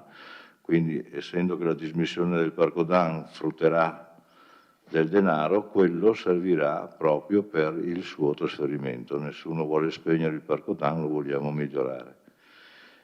Via Rizzera abbiamo fatto un concorso di idee e a breve, cioè alla fine dell'esposizione del PAT che lei ha visto, abbiamo al primo piano del municipio, visto che ci sono le strutture già presenti, le stesse serviranno per presentare quel concorso di idee dove ci saranno esposte le idee vincitrici e anche le altre, tutti si renderanno conto dei gradi di libertà che una progettazione definitiva potrà avere su quella tratta bellissima, fra l'altro, della nostra città, e ci penserà poi qualcuno a fare anche quel lavoro là. L'elenco delle opere da fare è lungo, fin troppo lungo. Grazie Sindaco. Consigliere De Nardi.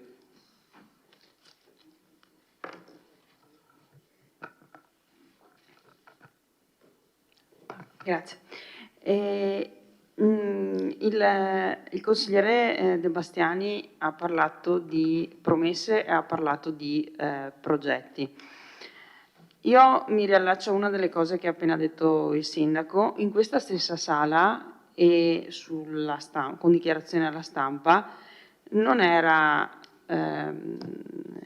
quella che è stata appena enunciata la roadmap, diciamo, sul Parco Dan. In questa sala più e più volte avete giurato che non avreste venduto il Parco Dan finché non era pronto l'Areocampo, no che con i soldi della vendita del Parco Dan facevate la roba dall'altra parte.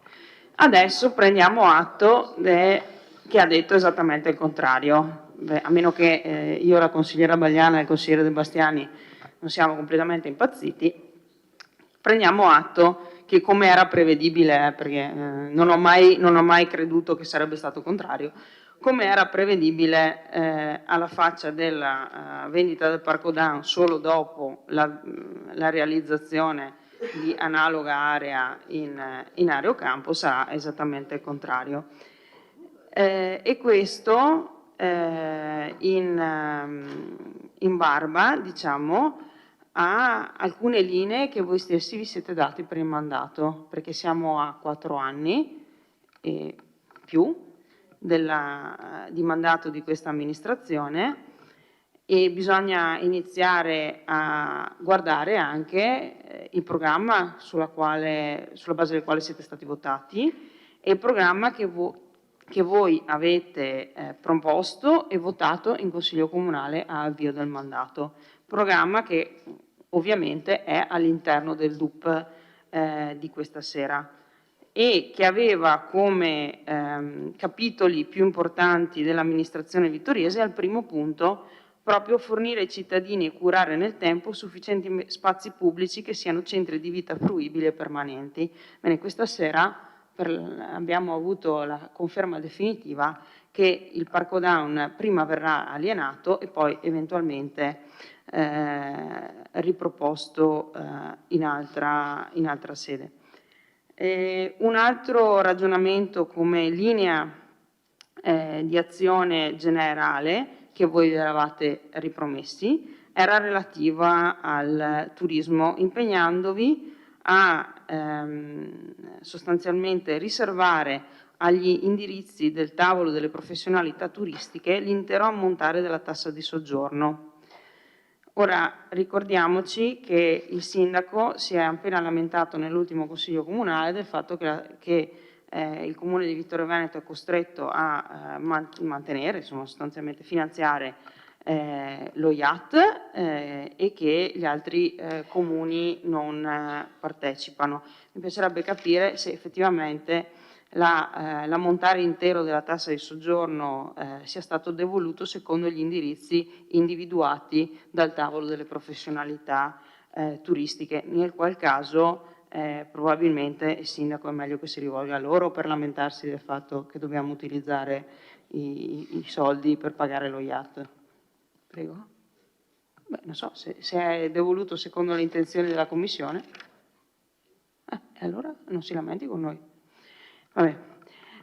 Quanto ai derivati, avete affermato anche nel vostro programma di mandato che l'amministrazione sarà quella chiamata a chiudere la partita volontariamente e scientemente cominciata. In realtà vi ritrovate a utilizzare, perché in parte sono stati utilizzati, fondi derivati da una sentenza che è frutto dell'opera di un'amministrazione che aveva sui derivati una posizione diametralmente opposta alla vostra, e vi siete ritrovati con un tribunale che vi ha detto che quell'operazione che voi definite volontariamente e scientemente cominciata era un disastro apocalittico, per non dire qualcosa di peggio. 4 motivi di nullità assoluta del contratto, no 1, 4. Struttureremo gli uffici in modo da poter concorrere a ogni forma di finanziamento esterno possibile con la massima efficacia, con la stessa efficacia con la quale poi avete voluto restituire i fondi del PNR per l'ex scuola di San Giacomo, alla quale avete rinunciato, facendo quindi lavorare gli uffici, spendendo per incarichi esterni di progettazione per poi restituire i fondi una volta ottenuti, alla faccia della massima efficacia. Per non parlare poi del tema della sicurezza, da voi tanto decantato in campagna elettorale, grandi profuvi di pagine intere sulla sicurezza, sulla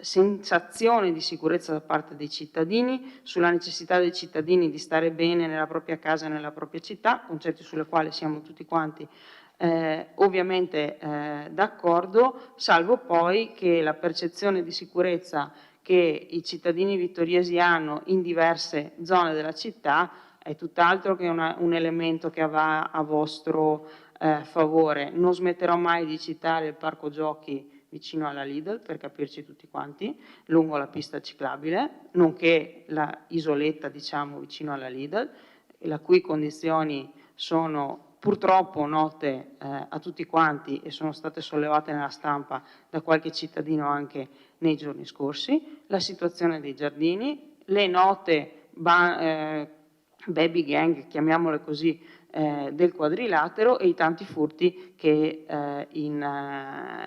emergono sulla stampa locale.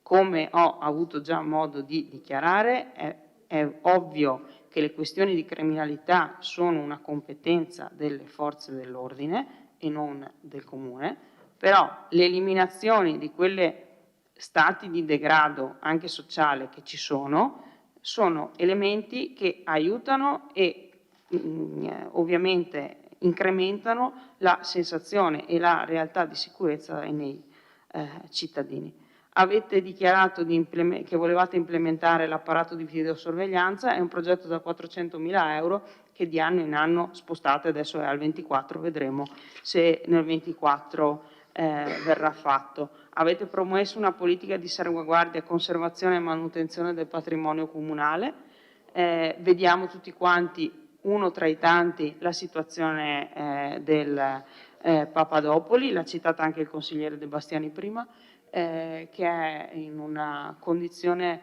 che definire di degrado è il minimo sindacale, ma è ben peggio. Grazie. Grazie, consigliere De Nardi. Ci sono... Consigliere Darè, prego. No, rispondo per quanto riguarda alcune cose, alcune considerazioni del consigliere De Bastiani. Allora, mi pare che su San Giacomo qualcosa si stia facendo con il Comune e anche magari con la Vittorio Veneto Servizi, perché la Sauro mi pare ci sia un progetto già in essere e pronto per essere portato, che è quello di realizzazione. Non può dire di no, perché c'è un progetto che ormai sarà portato in questo Consiglio Comunale. Quindi sì, poi magari c'è sempre comunque da parte vostra, diciamo, il dire di no a prescindere. Ma ci ricordiamo no, ma mi pare che ci sia un progetto, mi pare che sia arrivato il Presidente e abbia spiegato un qualcosa che va, diciamo, in maniera diversa da quello che dice lei. Credo che quell'area di San Giacomo sarà messa in sicurezza, sarà così presa per mano, portando la farmacia comunale di San Giacomo, spostando da quell'altra parte. Sul parco Dan, che tra le altre cose è stato inaugurato nella mia amministrazione, proprio il simbolo di Dan, l'abbiamo fatto e sarà spostato dall'altra parte, ma non prima lo vendiamo e poi lo facciamo dall'altra parte. Lo ha spiegato il sindaco come ha intenzione di realizzarlo. È chiaro che quell'area, tutta quell'area, diciamo, di intrattenimenti, dove si fanno manifestazioni anche musicali e quant'altro, va spostata tutta dall'altra parte. Mi pare ci siano 85.000 metri quadri, credo che sia lo spazio per tutte le associazioni. Guardi, saranno contenti quelli del Campardo. Guardi, se va a Carpesica quando ci sono certe manifestazioni comunali, sì, forse qua c'è anche il consigliere Posocco, magari le manifestazioni, diciamo, musicali magari le sentono bene, per Carpesica. Sì, no, va bene. Cioè, vuol dire si sono abituati? Sì, va bene, si sono abituati. Evitiamo il botta e risposta. Prego, consigliere. Cosa state sollevando perché non vi va bene quella cosa. Posso capire, ma d'altra parte, quando abbiamo iniziato ancora con l'amministrazione Scottà al recupero di Serravalle, ivi compreso il vecchio ospedale che, l'avete detto voi, era una regalia che il Comune faceva al Presidente della provincia Luca Zaia, mi pare che sia andata in maniera diversa. Avete contestato fino anche le piantumazioni. Mi pare che Serravalle Consigliere De Bastiani, per cortesia, lasci finire. abbia un di che vivere dignitoso e soprattutto una presentazione della città di Serravalle, di quell'area di Serravalle, sicuramente molto bene e molto bello. Poi, su Ceneda non mi pare che nella vostra amministrazione abbiate fatto qualcosa, sì, a parte aver rinaugurato con 21.000 euro un'altra volta Basta fuori microfono.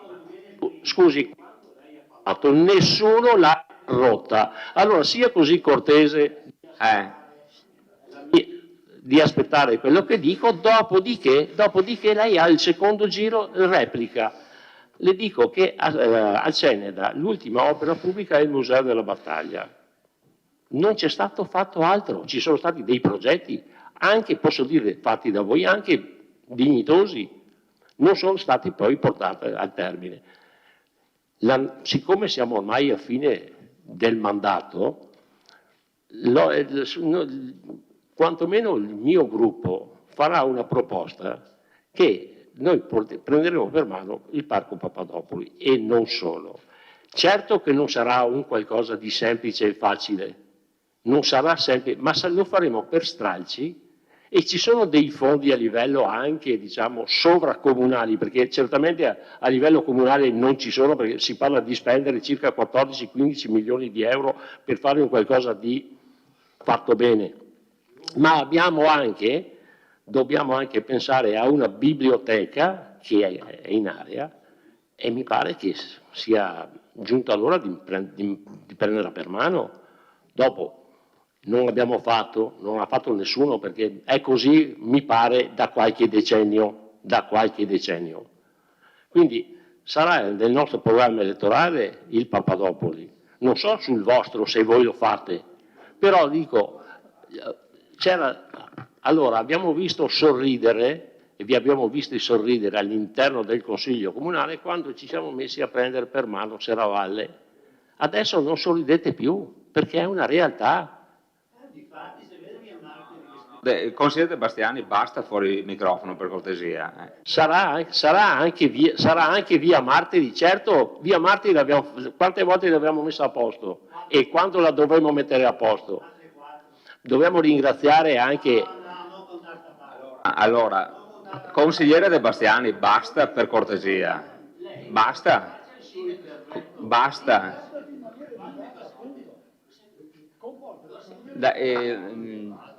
Allora, Assessore, cortesemente, potete star zitti. Qua c'è un Presidente del Consiglio che gestisce l'Aula. A quello dovete riferire tutti, consiglieri e assessori, chiaro? Adesso gli interventi fuori microfono non si fanno, altrimenti chiudo o vi faccio sbattere fuori del polizia locale. Prego, consigliere. Quindi, come le ho detto, è vero, non è stato fatto niente, ma non mi pare che quell'area, quel quartiere importante, storicamente importante di Vittorio Veneto, sia stato preso per mano da nessuno. Sarà nel nostro programma elettorale il Papadopoli, assieme a tutto il contesto, compresa la biblioteca. Sarà un lavoro per stralci, non lo farà un'amministrazione, ma diverse amministrazioni. Ma se non si parte e passiamo solo le critiche, rimarranno solo delle critiche e vediamo come è ridotto. Grazie. Grazie, consigliere. Vice Sindaco Posocco, prego.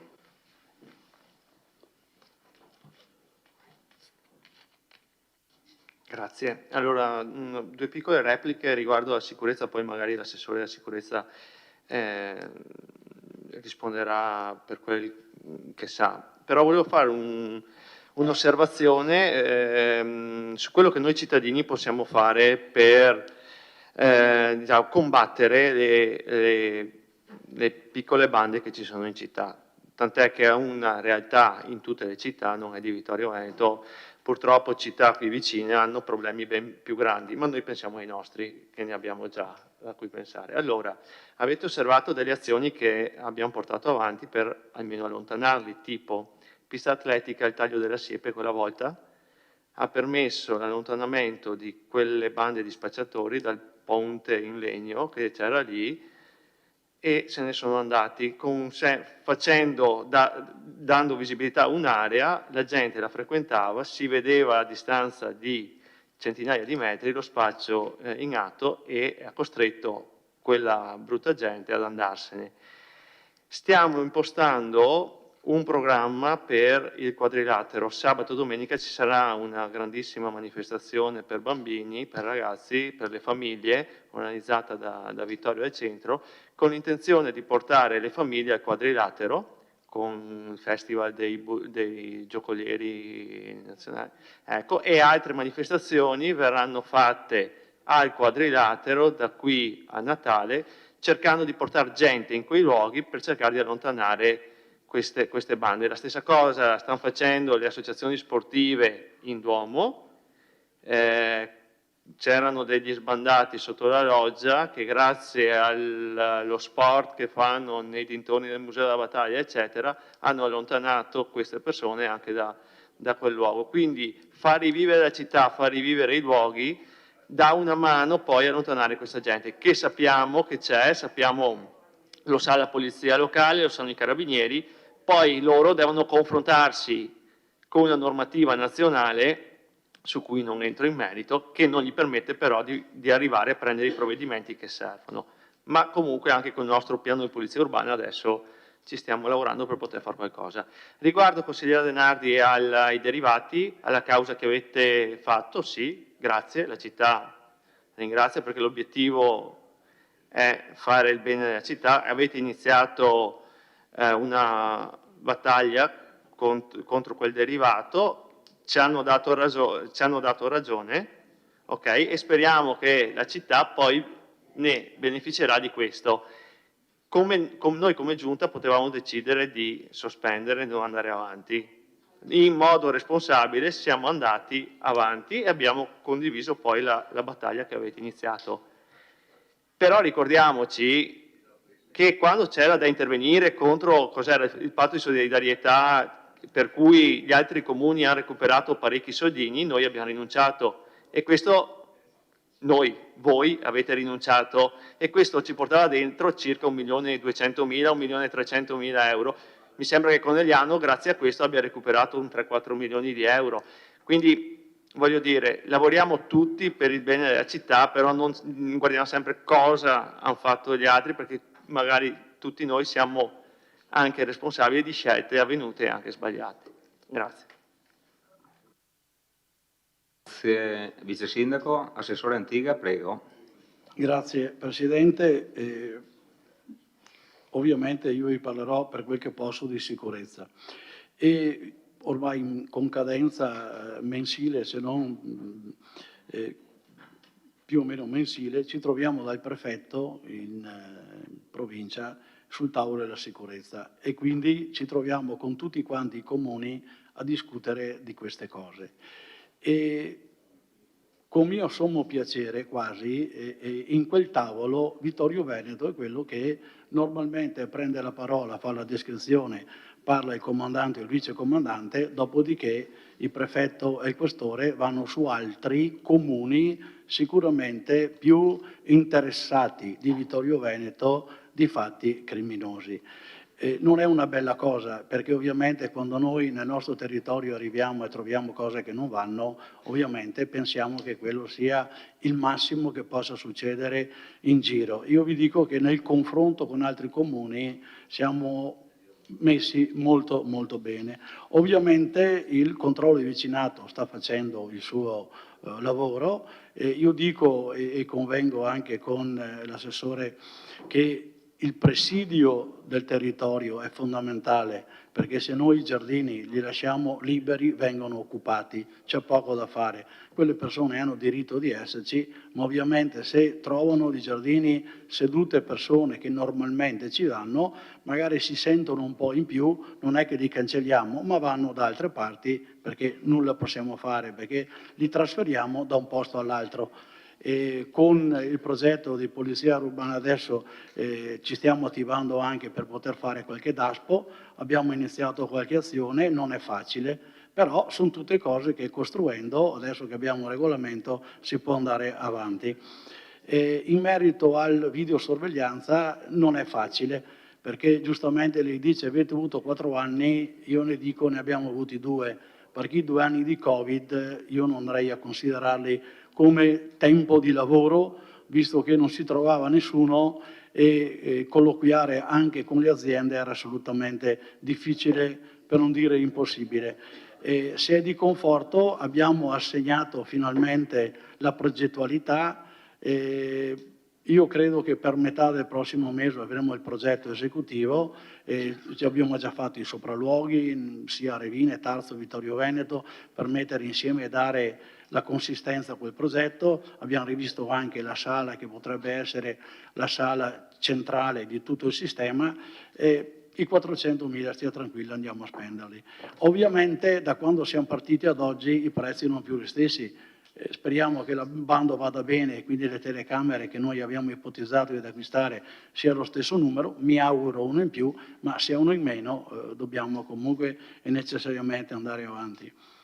Poi, se posso, faccio un intervento a riferimento al Parco Dan. perlomeno io, non ho mai detto che il Parco Dan passava all'aviocampo, prima si faceva il lavoro con soldi propri in aviocampo e poi al Dan. Noi abbiamo sempre detto che il Dan assolutamente non si muoveva da quel posto se non c'era un posto finito da un'altra parte per poterci andare. Questo l'abbiamo sempre detto, l'abbiamo sempre sostenuto e così sarà. Non ci sarà un giorno di interruzione, se interruzione vogliamo parlare, delle attività organizzate all'interno del Dan rispetto al Dan, chiamiamolo così, nuovo.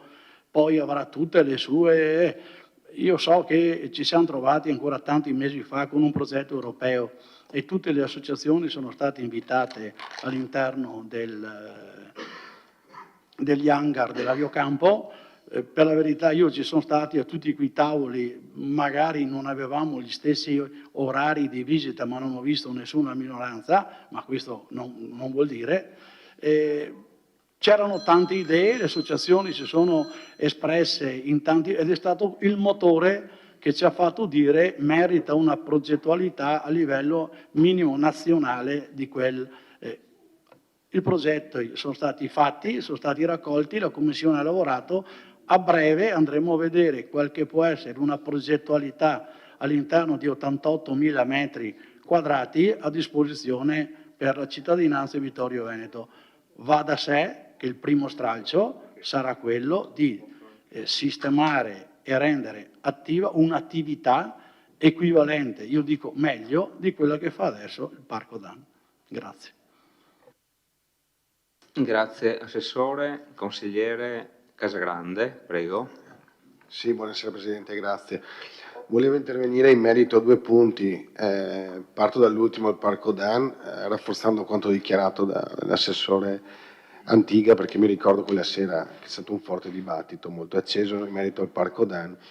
Mi ricordo di aver fatto l'intervento anch'io e si era ribadito il fatto che appunto fosse pronto il parco nella nuova struttura, quindi ipoteticamente all'interno dell'aviocampo, e che quindi il possibile acquirente non potesse entrare nel vecchio Parco Dan prima che non fosse pronto dall'altra parte. Dire che si vende il Parco Dan incassando e sistemando e mettere a condizione che non si entri prima che non sia stato spostato, credo possono essere delle condizioni contrattuali, non vuol dire che il Parco Dan non si sa poi dove andare a metterlo, sono due cose diverse. Secondo, in merito alla sicurezza,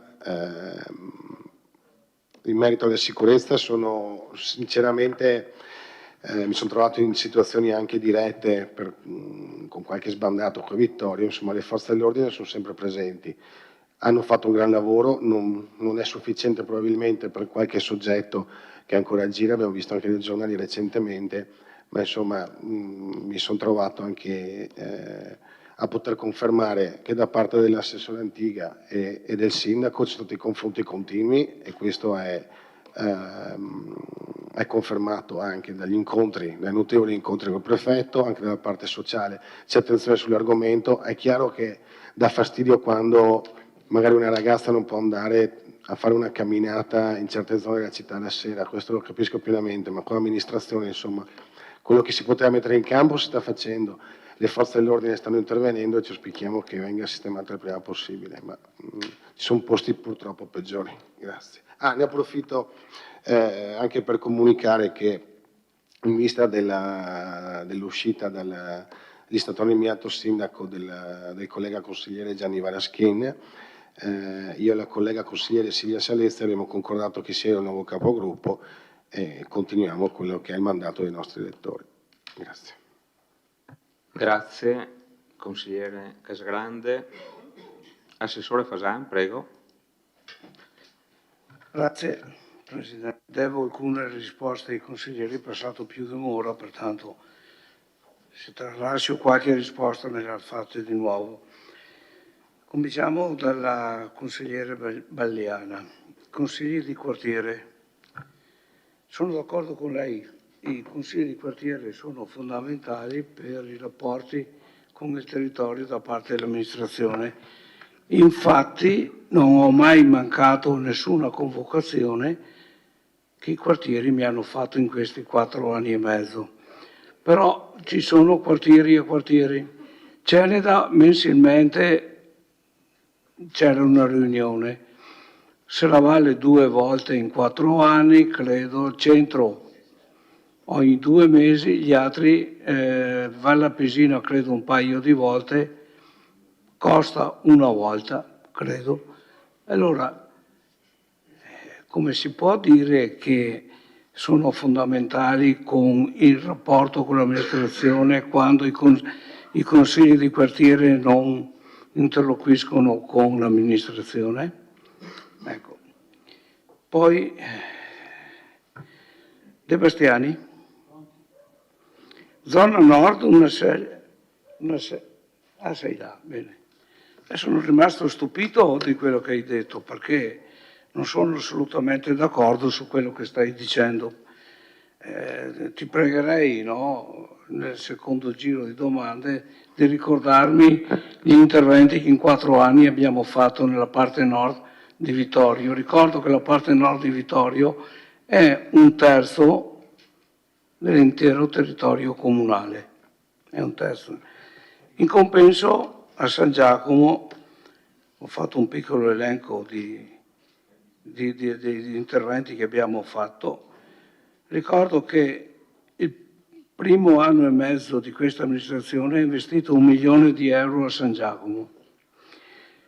Nel frattempo ha sistemato la scuola a Sauro, sta sistemando l'asilo, abbiamo fatto la pista ciclabile di via Sant'Antonio, la pista sul Menarè, abbiamo sistemato Piazza Fiume, il Peba sta partendo, via del cimitero e la piazza davanti al monastero. Sicuro ho dimenticato qualcosa. Ah sì, abbiamo reso al quartiere di San Giacomo quell'aviocampo, oltre che il parco, come no?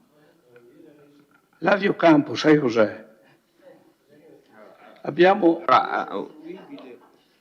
Per cortesia, no botta e risposta e cerchiamo di mantenere in questa aula un minimo anche di formalità, quindi diamo del lei al consigliere, il consigliere si è rivolto, ecco, altrimenti poi scadiamo in...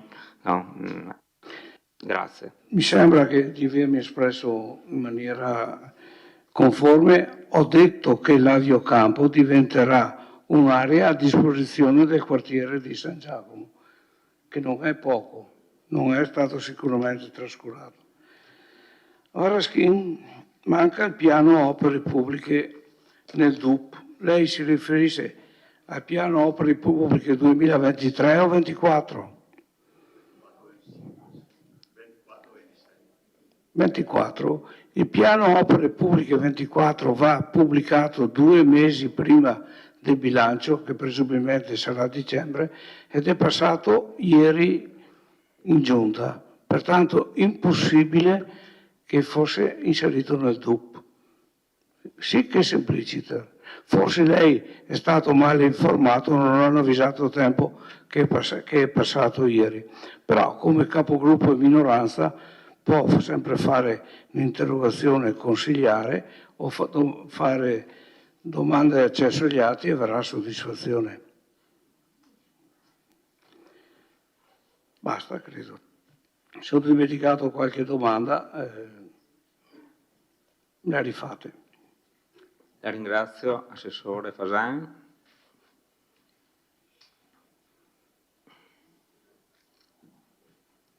Consigliere Varaschin, prego. Grazie Presidente. Ma io ho detto che manca la programmazione, non il piano.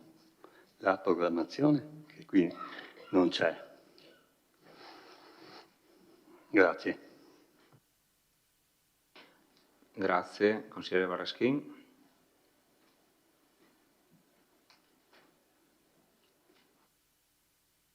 Ci sono altre prenotazioni, altri interventi?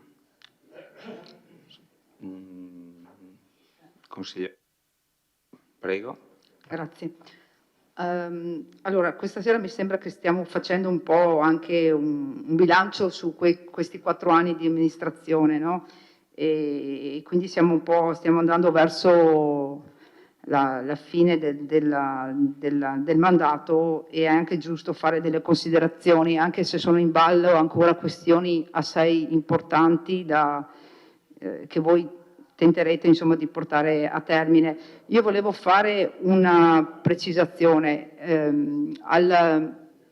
Io sinceramente non ho capito se il linguaggio che usate, nel senso che il consigliere Darè ha sempre garantito, ha sempre sostenuto che il Parco Dan, sì, finché non si realizzerà la nuova struttura nell'area dell'area Ocampo, il Parco Dan rimarrà dov'è, cioè praticamente. Quindi voi confermate questa teoria, questa tesi. Solo che quindi la cosa che mi fa un po' riflettere è che noi comunque in ogni caso, io sono contraria allo spostamento del Parco Dan per una serie di cose che sono state dette sotto l'aspetto soprattutto della questione acustica e dei grandi concerti, però sono anche contraria per la questione che questo Parco Dan noi lo consideriamo come uno spazio vuoto e in zona industriale, e invece il Parco Dan è un proprio vero parco con alberi, verde, e che noi andiamo a togliere alla zona industriale. Quindi principalmente sono anche contraria per questo motivo in più. Tra l'altro trovo strano che voi fate questa affermazione, perché voi avete in atto una variante al Parco Dan, una variante urbanistica, avete affidato un incarico a un progettista per fare una variante urbanistica al Parco Dan di trasformazione, immagino per la vendita dell'area. Quindi mi viene difficile capire come realizzerete l'attrezzatura o la struttura nell'area dell'Avio Campo e poi farete la vendita del Parco Dan. Non mi è ben chiara questa cosa qua, non l'ho ben capita, magari ce la spiegherete. Detto questo, oltre al Parco Dan mi sembra di capire che in zona industriale venderete altre aree verdi, e qui porrò anche delle questioni sul piano urbanistico, perché non riesco a capire come aree verdi inserite in zona industriale previste da standard sia possibile alienarle, e questo è un dubbio che continuo ad avere, ma non semplicemente perché sono zone così, perché sono zone previste in un'area urbanizzata, in un'area antropizzata, sono zone previste di sfogo per determinati motivi ambientali. Non vedo perché questa politica vostra di andare a occupare, di andare a vendere aree verdi nelle zone industriali, io assolutamente sono contraria a questa cosa, e non so neanche se è fattibile, ma comunque voi avrete i vostri tecnici dalla vostra parte e affronterete questa questione. Per quanto riguarda la questione delle scelte, volevo dire al consigliere Darè, non so, lei dice, allora partiremo con l'Avio Campo, compreremo il Teatro da Ponte, faremo la Villa Papadopoli, anzi sulla Villa Papadopoli non ho ben capito, lei parla di Parco Papadopoli o anche della villa, perché non si è ben capita la sua posizione sinceramente. Sì, di programma, ma vorrei ben capire se è compresa anche la villa. Gentilmente sì, se mi risponde dopo, perché sono due teorie un po' diverse, mi sembra, all'interno della maggioranza, ma ecco, questo vorrei anche capirle. Ecco, gentilmente. Poi, altra cosa che volevo un po', che secondo me questa amministrazione ha continuato e sta continuando a fare, sono i grossi proclami. Avete fatto questi progetti di massima sulla piazza Duomo, sulla biblioteca, che poi non è una sistemazione della biblioteca, è la realizzazione di un auditorium con un preventivo di spesa di 10 milioni di euro. Quindi fate dei progetti, però le cose che hanno bisogno di sistemazione immediata, quali le piscine, il palazzetto dello sport di Vittorio Veneto, la palestra Pontavai di Costa e la stessa biblioteca stessa, a questo non mettete mano. Non ho capito perché avete questa idea di fare sempre dei mega progetti, anche faraonici dico io, cioè di sviluppo, tra l'altro non avendo neanche fondi e finanziamenti, però le cose, quelle che servono alla quotidianità, secondo me non sono state assolutamente né manutentate dal punto di vista della manutenzione ordinaria. La piscina, insomma, è una di quelle principali.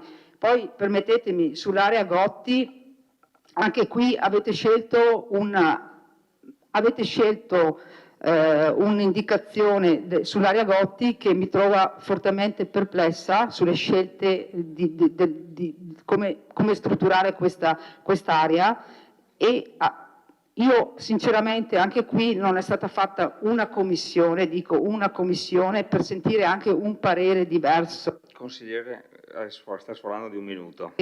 Allora, Chiedo la chiusura. sì, finisco dicendo che almeno sulla Gotti o su interventi importanti sarebbe stato più utile aver condiviso le scelte anche con la minoranza, anche se non d'accordo, ma quantomeno dare indicazioni diverse. Chiudo sul discorso del parco del Lidl, quel posticino insomma che ha messo a repentaglio. Vorrei dire all'assessore che fino a 4 anni fa là c'era anche una rete di pallavolo che è stata no,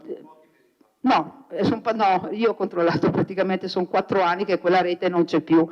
Voglio dire, ecco il caso magari di pensarci, magari rimetterla, che qualcuno ci va a fare anche 2 palleggi a pallavolo. Grazie. Grazie. Consigliere Varaschin, prego. 4 anni. Grazie, vorrei dire niente all'assessore Fasan che probabilmente sono un consigliere di minoranza soltanto per lui, perché gli altri consiglieri o assessori, e come ho detto anch'io, per gli altri sono ancora un consigliere di maggioranza. Dopo, assessore, molto probabilmente lei non ha capito cosa ho detto. Come mai manca la programmazione? Non mi interessa i lavori che andrà a fare nel 2024. In questo documento manca la programmazione 2024-2026 dei lavori pubblici. Se per cortesia mi dice come mai, grazie. Grazie, consigliere Varaschin. Consigliere De Bastiani, prego.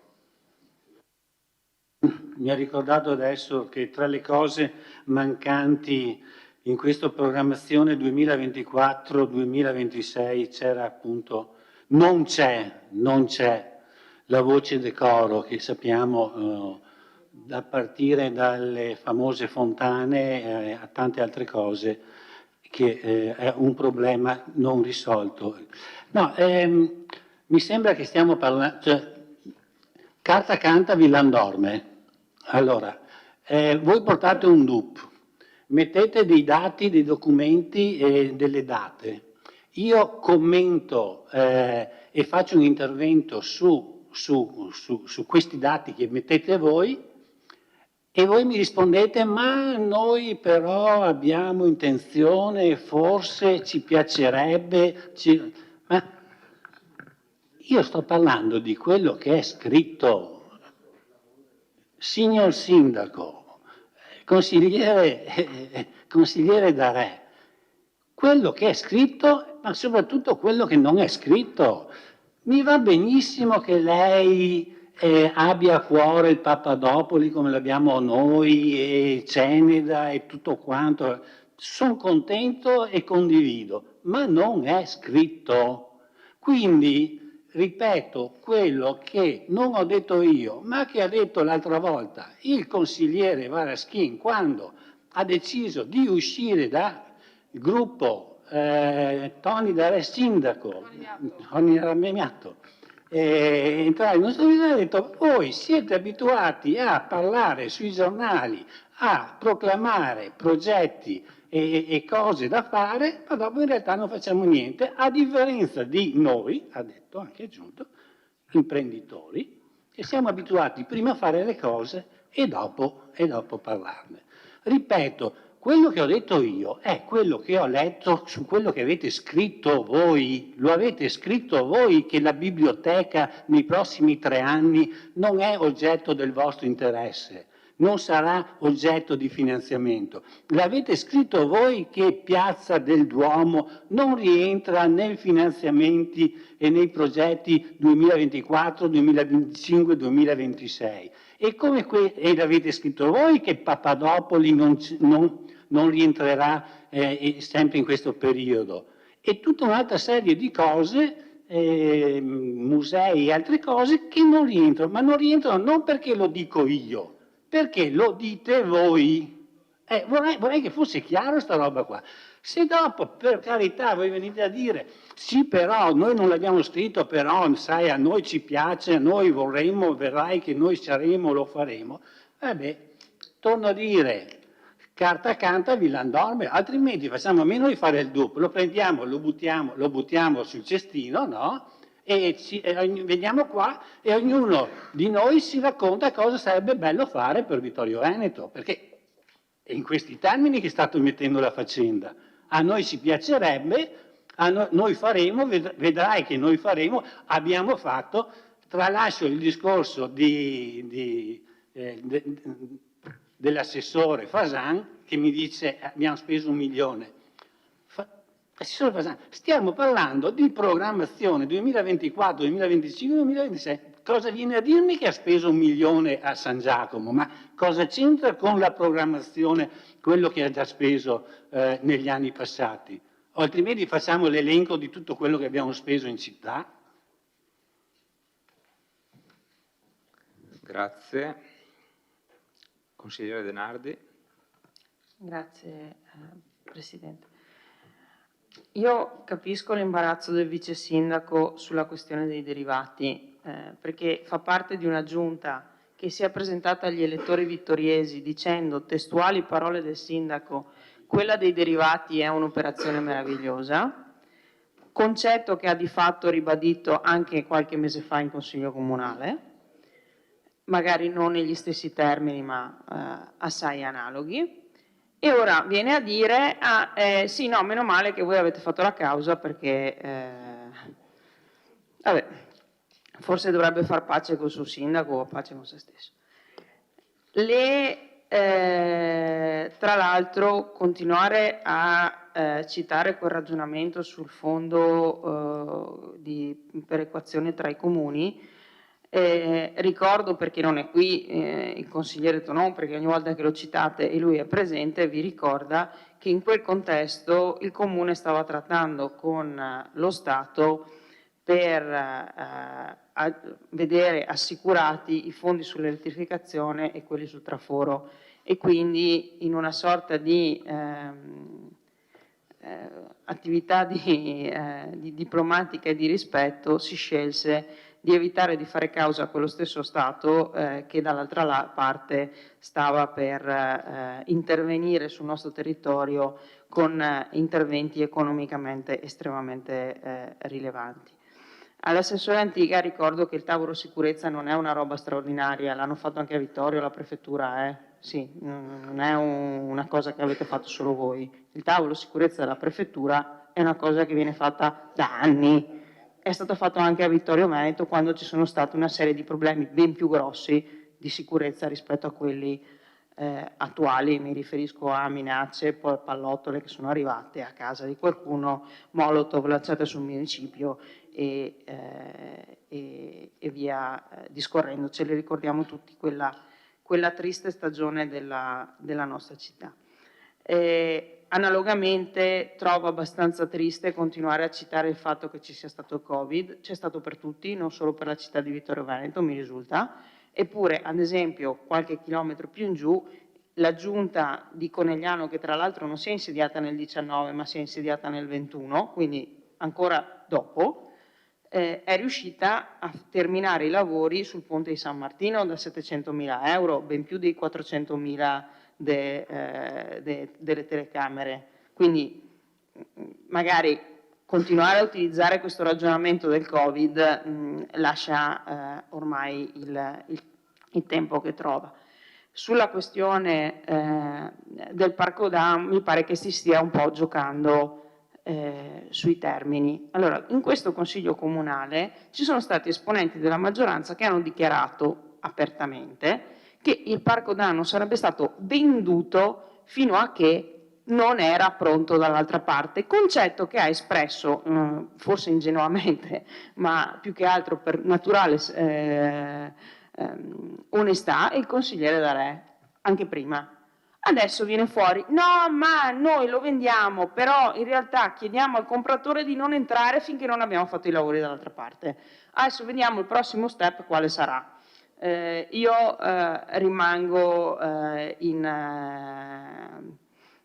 attesa di capire e di vedere quali saranno gli effettivi sviluppi. Da ultimo, io capisco tutto, ma non mi potete dire che la distanza tra l'Areocampo e Via del Campardo è uguale a quella tra Parco d'Ang e Carpesica. Tra Parco d'Ang e Carpesica ci sono 1,8 km in linea d'aria. Se non ci credete, usate Google, c'è il servizio facile. E tra l'Areocampo di San Giacomo, anche prendendo il punto più lontano, e Via del Campardo, saranno 400 metri a farla tanta. Quindi star lì a paragonare le due situazioni, a me, per carità, sono disponibile a qualsiasi ragionamento, però mi pare un po' improponibile considerare che le distanze siano esattamente identiche. Poi, se vogliamo dire che costantemente l'aria soffia da una parte invece che dall'altra, che questi effetti dal punto di vista dell'acustica, vabbè, chiederemo una perizia e cercheremo di capire se è esattamente uguale oppure no. Grazie. Consigliere D'Arè? Sì, sul Parco Da mi pare che si voglia giocare, diciamo, Silenzio in aula. Prego, consigliere. Sul Parco Da mi pare che si fa finta di non capire, ma non importa, saranno poi gli atti. Per quanto riguarda il Papadopoli, io sempre ho detto che sarà nel nostro programma elettorale. Non è che se per caso qualche altra amministrazione vince le elezioni, questo DUP rimane per 4 anni o per 3 anni. Se lo cambiano fa come vogliono, no? Non è una legge che non può essere cambiata, punto. Allora, se poi voi volete giocarci, l'avete sempre fatto. Quando nel programma di Scottà c'era il traforo, alla fine è stato fatto, nonostante quello che avete detto, come la bretella, la famosa bretella infame, 9 milioni di euro, alla fine è stata programmata e fatta, e mi pare che qualcuno la calpesti. Ma per capire se funziona o non funziona basta andare in Via del Lavoro, chiedere chi abita in Via del Lavoro e vedrete cosa vi dicono, se è una bella cosa, che poi non volete la viabilità, volete la viabilità ancora con il cammello e il dromedario, benissimo, col cavallo, benissimo, ma non è più così, Allora, voi fate il vostro programma elettorale, qualcuno ne fa un altro, poi vediamo, gli elettori poi daranno ragione a uno o all'altro, come sempre. Ma stiamo parlando del DUP, non del programma? No, ma stiamo parlando ti ho detto che noi abbiamo già quel programma, voi fate quello che volete. Non è che questo DUP poi rimane per 3 anni. È che non volete sentire ragione se si fa qualcosa. Allora, vi va bene Papadopoli, però se qualcuno lo mette nel programma non vi va più bene. Non è in questo programma, certo sarà nel nostro programma elettorale, questo è sicuro. Grazie, silenzio in aula, tanto non vi sentono. Bene, abbiamo finito tutti gli interventi. Assessore Antiga, prego. Grazie Presidente. Era per fare una rassicurazione, se così si vuol dire, rispetto a Ceneda. Non è che il progetto della piazza e il progetto della biblioteca siano progetti inesistenti. I progetti ci sono, le risorse le abbiamo messe e la condivisione Silenzio, qualcuno prego. ha fatto anche accesso agli atti e con la condivisione di quel progetto. Scusate, è fastidioso parlare, cercare di concentrarsi per fare un discorso con la gente che grida, no? Abbiate la cortesia, no? E il buon senso di lasciar parlare le persone, per favore. Prego, Assessore. Grazie. Qui i progetti sono progetti importanti che l'amministrazione è consapevole che non ha le risorse per poterle fare, ma è consapevole che una progettualità gli dà modo di poter trovare le risorse per poterli fare. Ovviamente sono progetti importanti, sono progetti che a Ceneda coinvolge non solo il suolo del comune, ma deve necessariamente interessare per esempio non so, il seminario, la parrocchia e altre persone attorno a un tavolo. Però il tavolo più importante lo si deve fare in soprintendenza.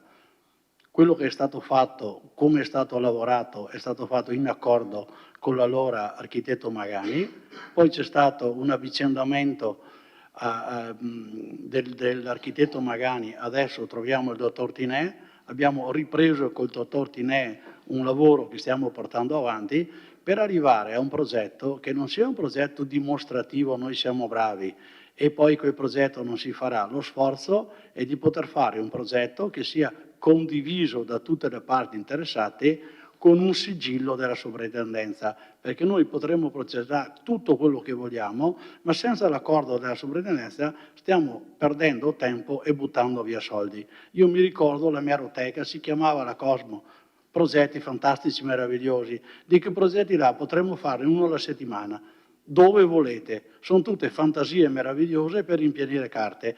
Cerchiamo di fare dei progetti che siano progetti magari che arrivano un po' tardi, tipo il sottopasso, non è facile farli. Adesso abbiamo fatto, per esempio, appaltato i progettisti iniziano a lavorare, i soldi ci sono, ovviamente ci siamo impegnati per il 23 di farlo, dovremmo necessariamente chiedere a RFI che ci dia un po' di mesi di respiro, credo che di fronte a quello che è successo poi sicuramente però stiamo lavorando su progetti concreti e abbiamo intenzione di portarli avanti, non stiamo progettando solo per riempire carte e andare sui giornali e noi faremo.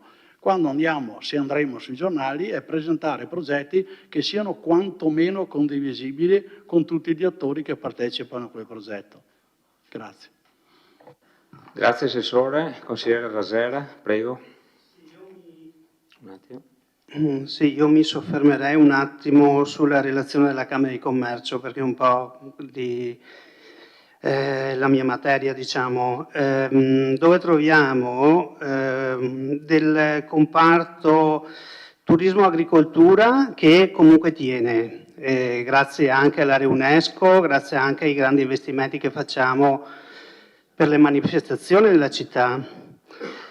E poi troviamo un commercio al dettaglio e l'artigianale che è in calo. Diciamo che noi durante questo periodo abbiamo avuto 2 anni di Covid, quindi abbiamo cercato di supportare in ogni modo le attività commerciali e artigianali. Abbiamo per esempio supportato i piccoli negozi durante il Covid con le borse di alimentari, eccetera. Abbiamo fatto degli investimenti per pagare delle bollette della Sarno, se vi ricordate, e quindi un supporto anche di questo tipo. Abbiamo dato dei contributi. Per quanto riguarda il programma futuro, consigliere De Bastiani, continueremo comunque a supportare con il progetto Cofidi la liquidità aziendale. Continueremo a ridurre l'IMU per i proprietari degli immobili che affitteranno gli immobili sfitti da più di 2 anni e continueremo abbiamo già partecipato al bando del distretto del commercio dove siamo stati accettati e dove faremo un bel progetto per la città, per il commercio cittadino. Una cosa che ci rimane da completare, chiaramente è una cosa a cui teniamo tutti quanti, è sicuramente l'app del turismo, come tante volte la consigliera Denardi ha sottolineato, e che comunque cercheremo di darci da fare per completarla. E poi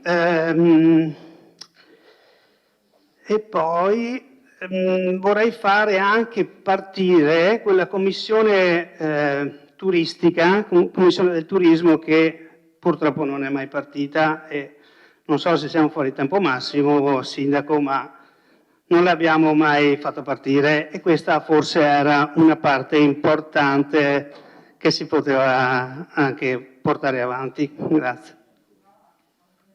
Grazie, consigliere Rasera. Lasciamo la parola al Sindaco per il secondo intervento, prego.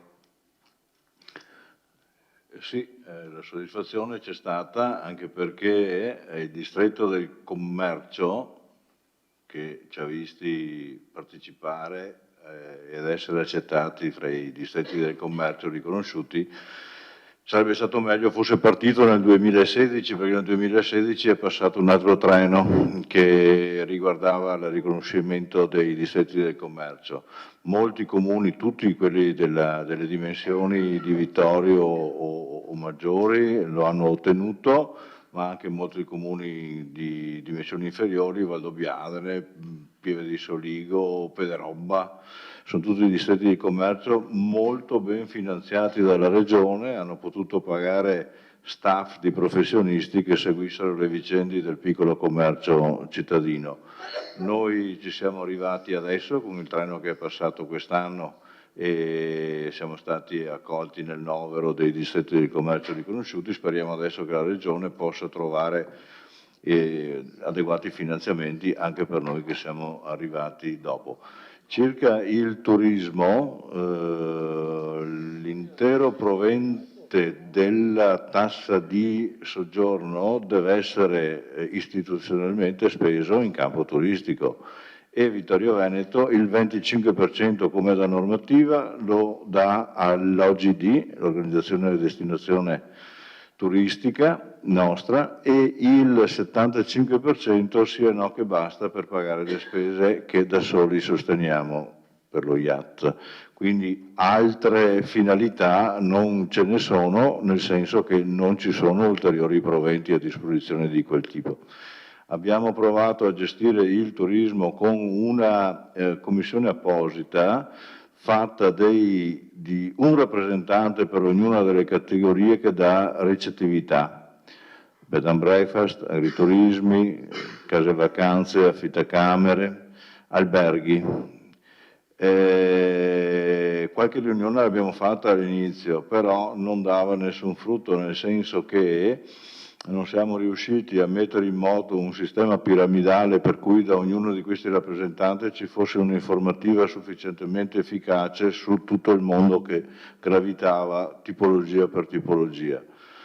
Abbiamo fatto altre attività con finalità turistiche, l'ultima delle quali per esempio non ha trovato neanche questa soddisfazione, ovvero sia la Fondazione Marca Treviso aveva organizzato alla fine dell'anno scorso una Academy la chiamano, ovvero sia un insieme di 10 lezioni tenute da professionisti per professionalizzare tutte queste figure nel mondo dell'extra alberghiero. Noi a Vittorio Veneto ne abbiamo più di 80 e nessuno di questi praticamente è un professionista.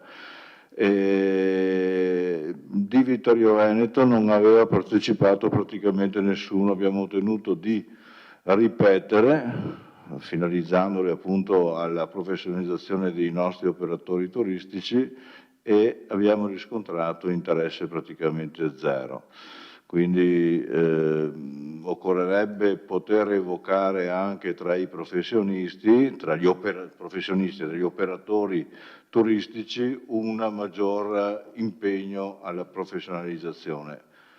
A tutt'oggi questo non esiste, purtroppo, perché il flusso turistico è aumentato e ci aspettiamo che aumenti ancora. Bisognerebbe avere stuoli di professionisti sufficientemente preparati ad accogliere specialmente gli stranieri. Grazie. Bene, penso che siano finiti gli interventi, che tutti ne hanno fatti 2. Allora passiamo alla dichiarazione di voto.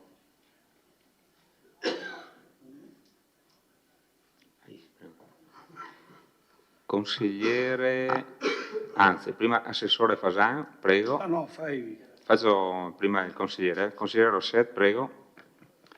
Grazie Presidente, buonasera. Consigliere Valaschini, lungi da me fare processi a chiunque. Forse la memoria mi inganna, ma andrò a rileggermi la sua dichiarazione nell'ultimo Consiglio Comunale, perché se non ricordo male, lei ha detto che avrebbe dato l'appoggio esterno a questa amministrazione. Questa sera ci dice che fa parte di questa amministrazione. Sono due cose politicamente sostanzialmente differenti. Veniamo al DUP.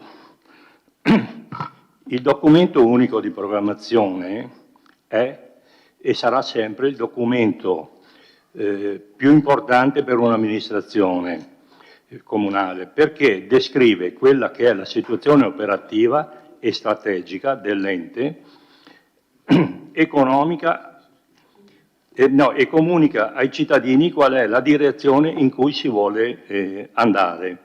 Se mi chiedete se questo è il documento perfetto, io vi dico no. Perché no? Perché ovviamente si può sempre migliorare e noi dobbiamo migliorare. E sicuramente saremo in grado di adeguare quelli che sono i nostri obiettivi alle esigenze della città. Il nostro voto è favorevole. Grazie. Grazie, consigliere. Assessore Fasan, prego. Mi scuso con il consigliere Valaschini se avevo interpretato male le sue parole, ma dopo la dichiarazione di Casagrande che dice che è lui il nuovo capogruppo della lista Toni Miato, sindaco, io pensavo che fosse entrato nel gruppo misto, pertanto credo che sia anche capogruppo del gruppo misto perché non ce ne sono altri, senza offesa per nessuno, ma nella realtà dei fatti. Io credo che lei abbia letto il DUP, meraviglioso, bellissimo, però forse per me manca una carta che però può essere supplita dal programma elettorale, cioè le priorità. Cosa ne facciamo delle priorità? Le priorità vengono date nel programma elettorale. Però c'è anche un'altra priorità, i finanziamenti. Il bilancio comunale nel prossimo 2024 mette a disposizione circa 4 milioni di euro contro i 10 milioni di cofinanziamento di risorse derivate da entrate e enti di destinazione vincolata per legge. Pertanto io credo che la programmazione venga data dai finanziamenti che prenderemo. D'altra parte, quando ero giovane, si dice che i merli si ciappa quando chi passa, in questo momento ci sono i finanziamenti PNRR e si ha tempo fino al 2026 per fare i lavori. Allora, nel finanziamento del PNRR vengono finanziati parlo di programmazione, digitalizzazione, innovazione, competitività, cultura e turismo. Nella competitività, cultura e turismo io comprenderei anche i 5 finanziamenti da 130.000 euro per l'efficientamento e l'illuminazione pubblica. Nella rivoluzione verde, a seguire rivoluzione verde, ci sono le frane, nella transizione ecologica la discarica di Forcale, tutti i finanziamenti del PNRR. Nella missione 5 inclusione e coesione la Goti e la Vallapisina, 10 milioni di euro di cofinanziamento che si aggiungono ai 4 milioni. Ecco, questa è la programmazione. Inutile programmare se non si hanno i soldi, bisogna correre dietro, a mio parere, alle priorità date dai finanziamenti. Se devo mettere a posto le frane, se c'è un finanziamento di 800.000 euro per le frane, faccio le frane, altrimenti che programmazione faccio? Va bene. A De Bastiani non parlavo di lavori eseguiti, ma solo ho rilevato una domanda, una provocazione, raccogliendo altre provocazioni fatte qui dentro. Ho fatto un elenco di una decina di interventi a sud e avevo chiesto, gentilmente, di elencare almeno 3 che ho fatto nella parte nord. Provocazione per provocazione. Credo che nella mia vita da assessore di aver sempre fatto le cose in modo equo, in accordo con la Giunta e il Sindaco. Io non decido il piano opere pubbliche, lo decide la Giunta col Sindaco. Che sia chiaro questo. Non so come facevi tu. Io parlo del io parlo così. Basta, chiuso il... Prego, consigliere Varaschin. Grazie. Allora, rispetto alle domande che ho fatto, io avevo qualche dubbio che ne capisse poco, Assessore Fasan, adesso ho soltanto certezze e la ringrazio. Sicuro, questo qua è un documento che è incompleto, ci sarebbe come minimo da astenersi, perché essendo un documento incompleto, ma visto che, come dice Rossette e Fasan, sono della minoranza, voto a favore. Grazie. Grazie, consigliere Varaschin.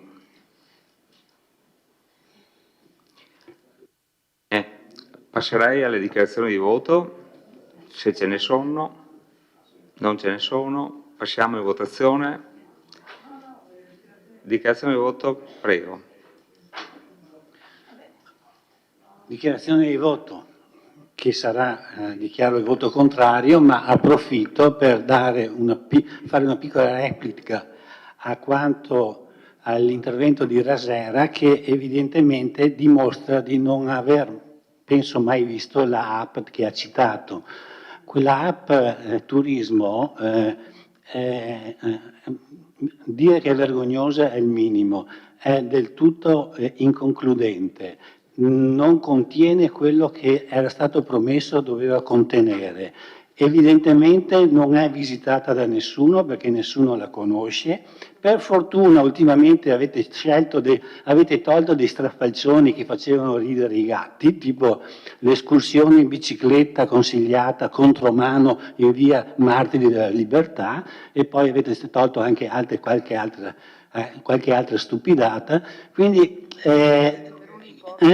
no, non è neanche cominciata, però quanto è costata fino adesso?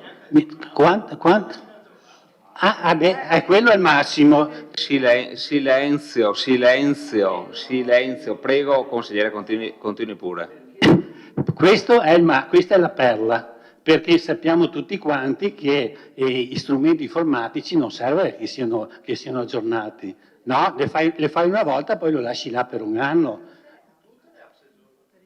Ma no, voi avete solo tolto dei strafalcioni che facevano ridere i galli, no? Avete solo tolto, non avete aumentato niente ed è carentissima di tutte le informazioni. Ve ne dico una: dove va a dormire uno che viene a Vittorio Veneto? Non c'è.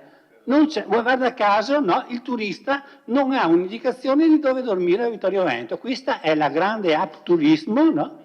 Che mi sembra ha raggiunto quasi 100.000 euro, non lo so, mi corregga, 70.000 cose. Grazie. Complimenti anche. Grazie. Va a guardarti. Vice sindaco, per cortesia. Passiamo alla votazione, prego.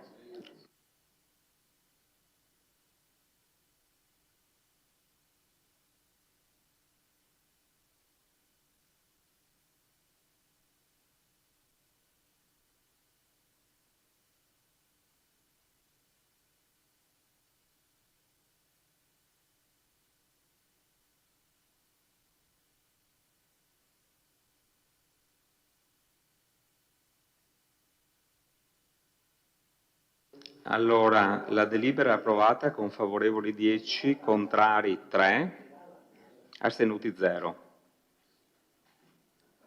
Passiamo alla immediata eseguibilità. Silenzio in aula, cortesemente.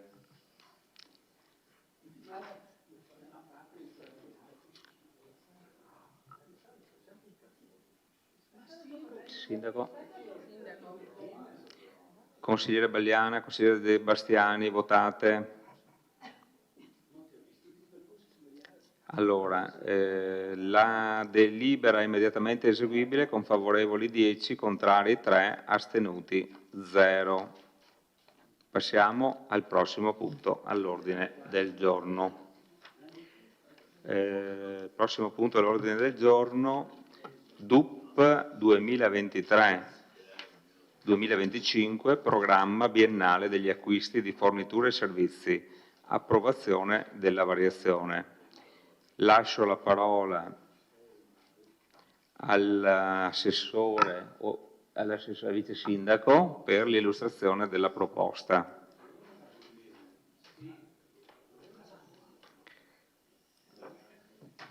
Nel programma biennale acquisti, forniture e servizi ci sono due modifiche: c'è l'aggiornamento del project financing dell'illuminazione pubblica e entra la gestione del servizio di sosta a pagamento che andrà a bando entro fine anno.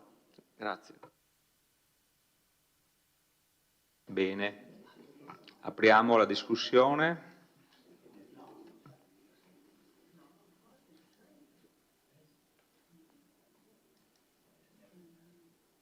Non c'è discussione? Non ci sono prenotazioni? Sì, consigliere Bagliana. No, siccome non ho ben capito, sinceramente, no, il project finance su cosa... ecco, infatti su questo vorrei chiedere qualche informazione in più, magari non so se questa sera oppure perché gentilmente se qualcuno può illustrarmi la cosa. C'è la domanda tecnica, visto che c'è, mi sembra, tempo in questo caso. E poi a chi la faccio? All'assessore competente non lo Fasà? so, faccia la domanda, poi capiamo a chi va rispetto rivolta. a qualcuno, se mi rispondete. E poi l'altra, scusi? L'altro? Ah, vabbè, ok.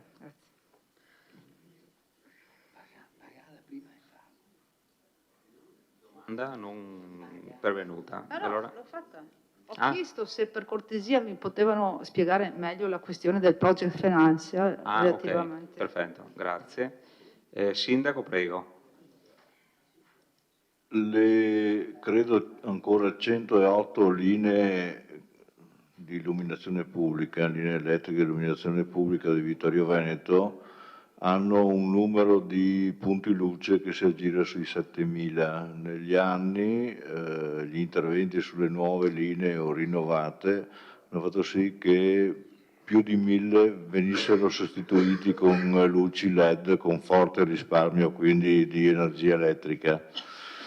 Pensare di sostituirne 5.500, 5.800, non so quanti esattamente siano, che sono ancora di tipo vecchio, SAP, sodio alta pressione, oppure di altre tipologie che non si possono neanche più utilizzare, sono fuori norma, eccetera. Anche la forma dei lampioni deve essere messa a norma, quindi devono essere cambiati chi porta lampade, molti pali sono ammalorati, qualche linea è ancora servita da rame nudo in quota.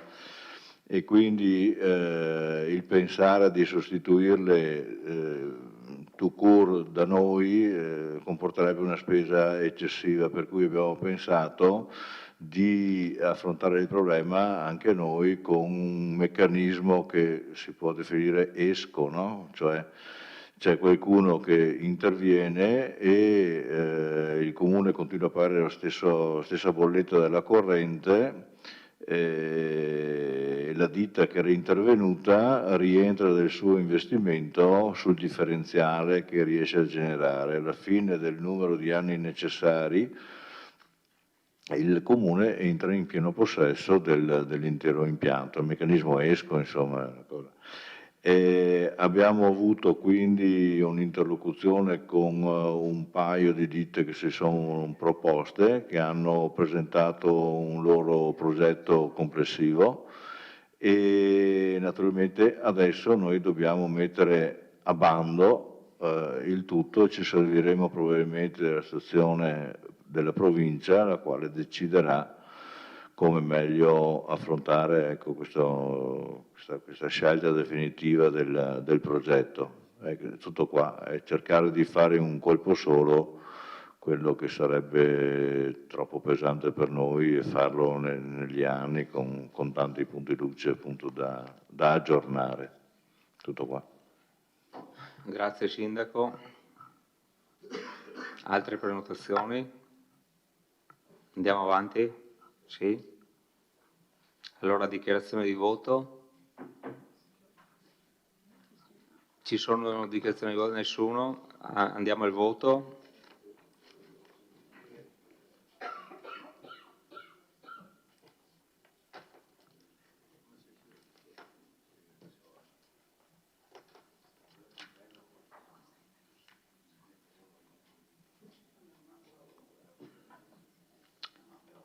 Allora, la delibera è approvata con 10 favorevoli, 0 contrari e 3 astenuti.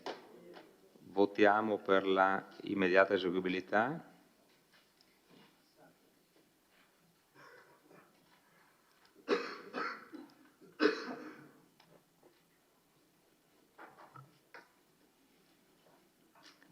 Allora, la delibera è immediatamente eseguibile con 10 favorevoli, 0 contrari e 3 astenuti.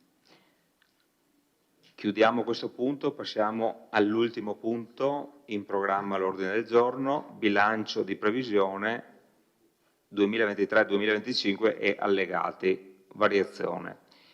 Lascio la parola al vice sindaco Posocco per la illustrazione della delibera. Prego, vice sindaco. Sì, grazie Presidente. Allora, terza variazione di bilancio e penultima, credo. Speriamo. Questa si è resa necessaria, come vedete i punti più importanti sono l'entrata in parte investimenti del PNRR della discarica di Forcal da 1.288.000 e poi abbiamo i 780 del contributo dei 12 siti di messa in sicurezza delle frane. Per questa variazione dobbiamo applicare 152.000 euro dell'avanzo disponibile. Tutte le altre variazioni in maggiore entrata o maggiori spese sono, diciamo, le variazioni sono rese necessarie, sono standard praticamente rese necessarie per continuare il percorso, il lavoro dell'ente. Ecco. Poi siamo a disposizione per le domande. Grazie. Grazie Vice Sindaco. Interventi? Nessuno. Consigliere Bagliana. Sì, grazie. Stavo facendo un po' di mente locale per capire la questione dell'avanzo che corrisponde. Vabbè, la faccio dopo. Allora, la questione dell'avanzo corrisponde attualmente a 1.916.000 euro, la parte disponibile sto parlando, no? Al di là di questa variazione che non è inserita, vero? Questa qua, no. Però questa variazione è una variazione per un importo di 152.000 euro, ok? Quindi no, stavo un po' ragionando sulla questione della parte disponibile a disposizione dell'impegno poi che avrete da fare rispetto a questa parte disponibile, insomma, che quando voi fate una valutazione in termini politici di acquisto di immobili o di quant'altro, vorrei anche capire se intendete, se ci sono già le idee su come procedere rispetto a questa parte disponibile o non ancora, ecco, magari se, cioè, in termini proprio pratici, cioè il famoso acquisto del Teatro da Ponte con con l'avanzo di amministrazione, ecco che mi sembra venga a mancare in parte, insomma, poi ci saranno anche altre spese in una variante di bilancio, in un'altra variante di bilancio, immagino. Questa è una questione. Poi in termini specifici volevo chiedere, nella parte investimenti avete tolto il contributo per la realizzazione della scalinata di Sant'Augusta di 150.000 euro. E come mai l'avete tolto questo contributo? E visto che la scalinata, sappiamo che ha necessità di un grande, c'è scritto qua, non so, c'è scritto meno 150.000 euro. Sappiamo che questa scalinata ha bisogno, insomma, di un intervento abbastanza radicale, però insomma c'era un contributo di 150.000 euro, forse qualcosa si poteva sistemare magari le cose più importanti. E poi volevo chiedere anche, nella parte corrente, variazioni sostanzialmente delle spese di maggior rilevanza, e meno 22.000 euro del contributo gestione teatro da ponte, quindi è il famoso affitto che noi contributo di convenzione che noi avevamo previsto, che però, Sindaco, l'altro giorno c'era una dichiarazione sul giornale che lei affermava che c'è una convenzione con il teatro, che la convenzione sta andando avanti per non so quanto tempo, cioè, ha fatto questa affermazione, non so se corrisponde al vero. C'è sotto, quindi la riprendiamo. 10.000 euro, quindi c'è qua in atto questo, un altro, vabbè, no, perché la gestione tecnica quella va bene, porta, se mi ha spiegato queste cose qua. E poi c'è questo intervento manutenzione immobile ad uso autoparco di 45.000 euro, che va bene, grazie. Grazie consigliere, lasciamo rispondere subito al dottor Sarri. Prego.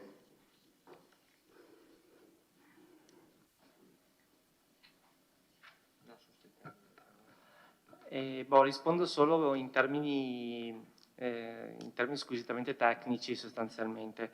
Per quanto riguarda l'intervento di Sant'Augusta, l'intervento è inserito nell'attuale programmazione con finanziamento a carico di contributo.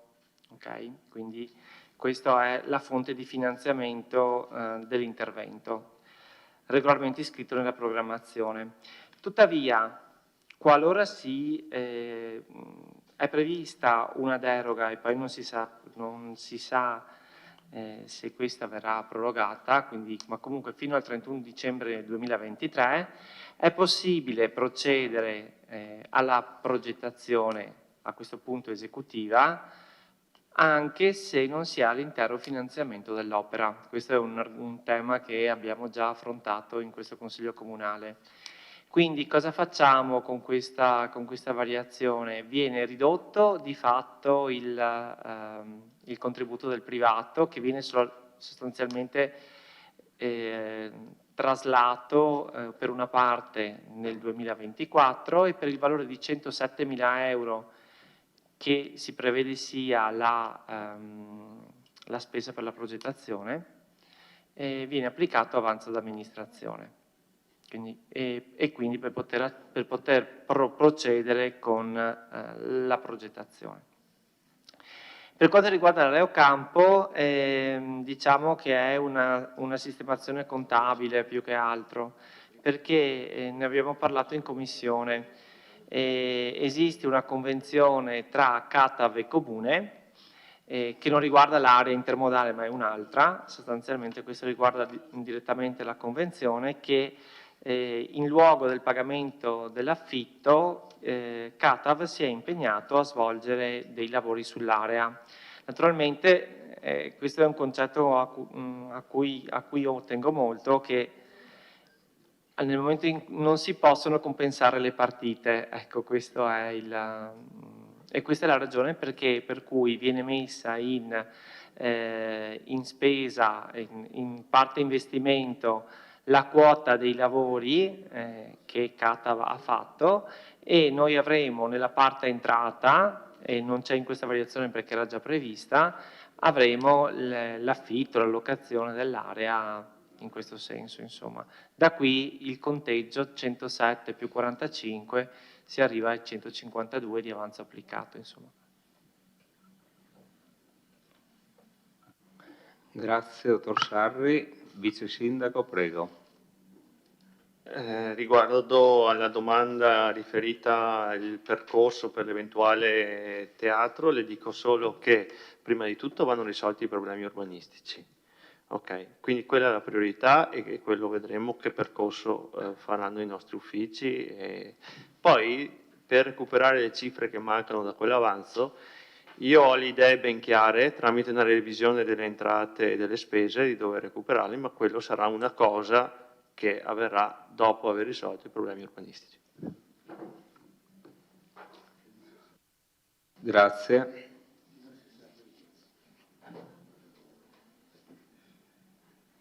Bene. Prego. Tastino.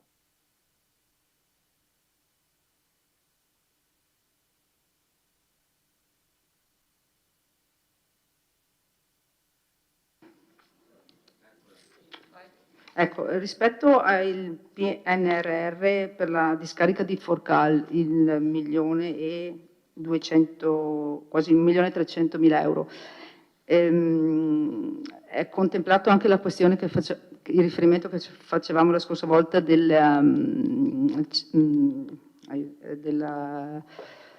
la questione della centrale, no?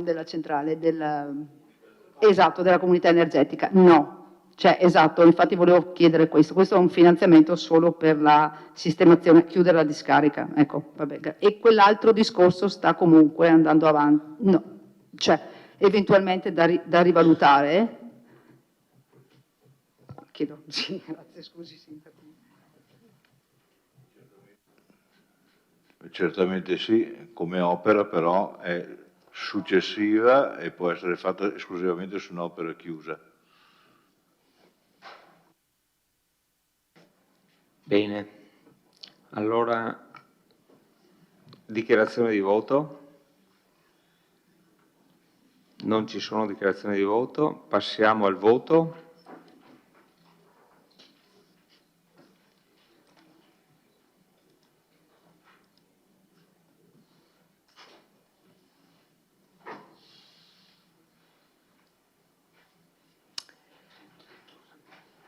La delibera approvata con 10 favorevoli, 0 contrari, 3 astenuti. Passiamo all'immediata eseguibilità.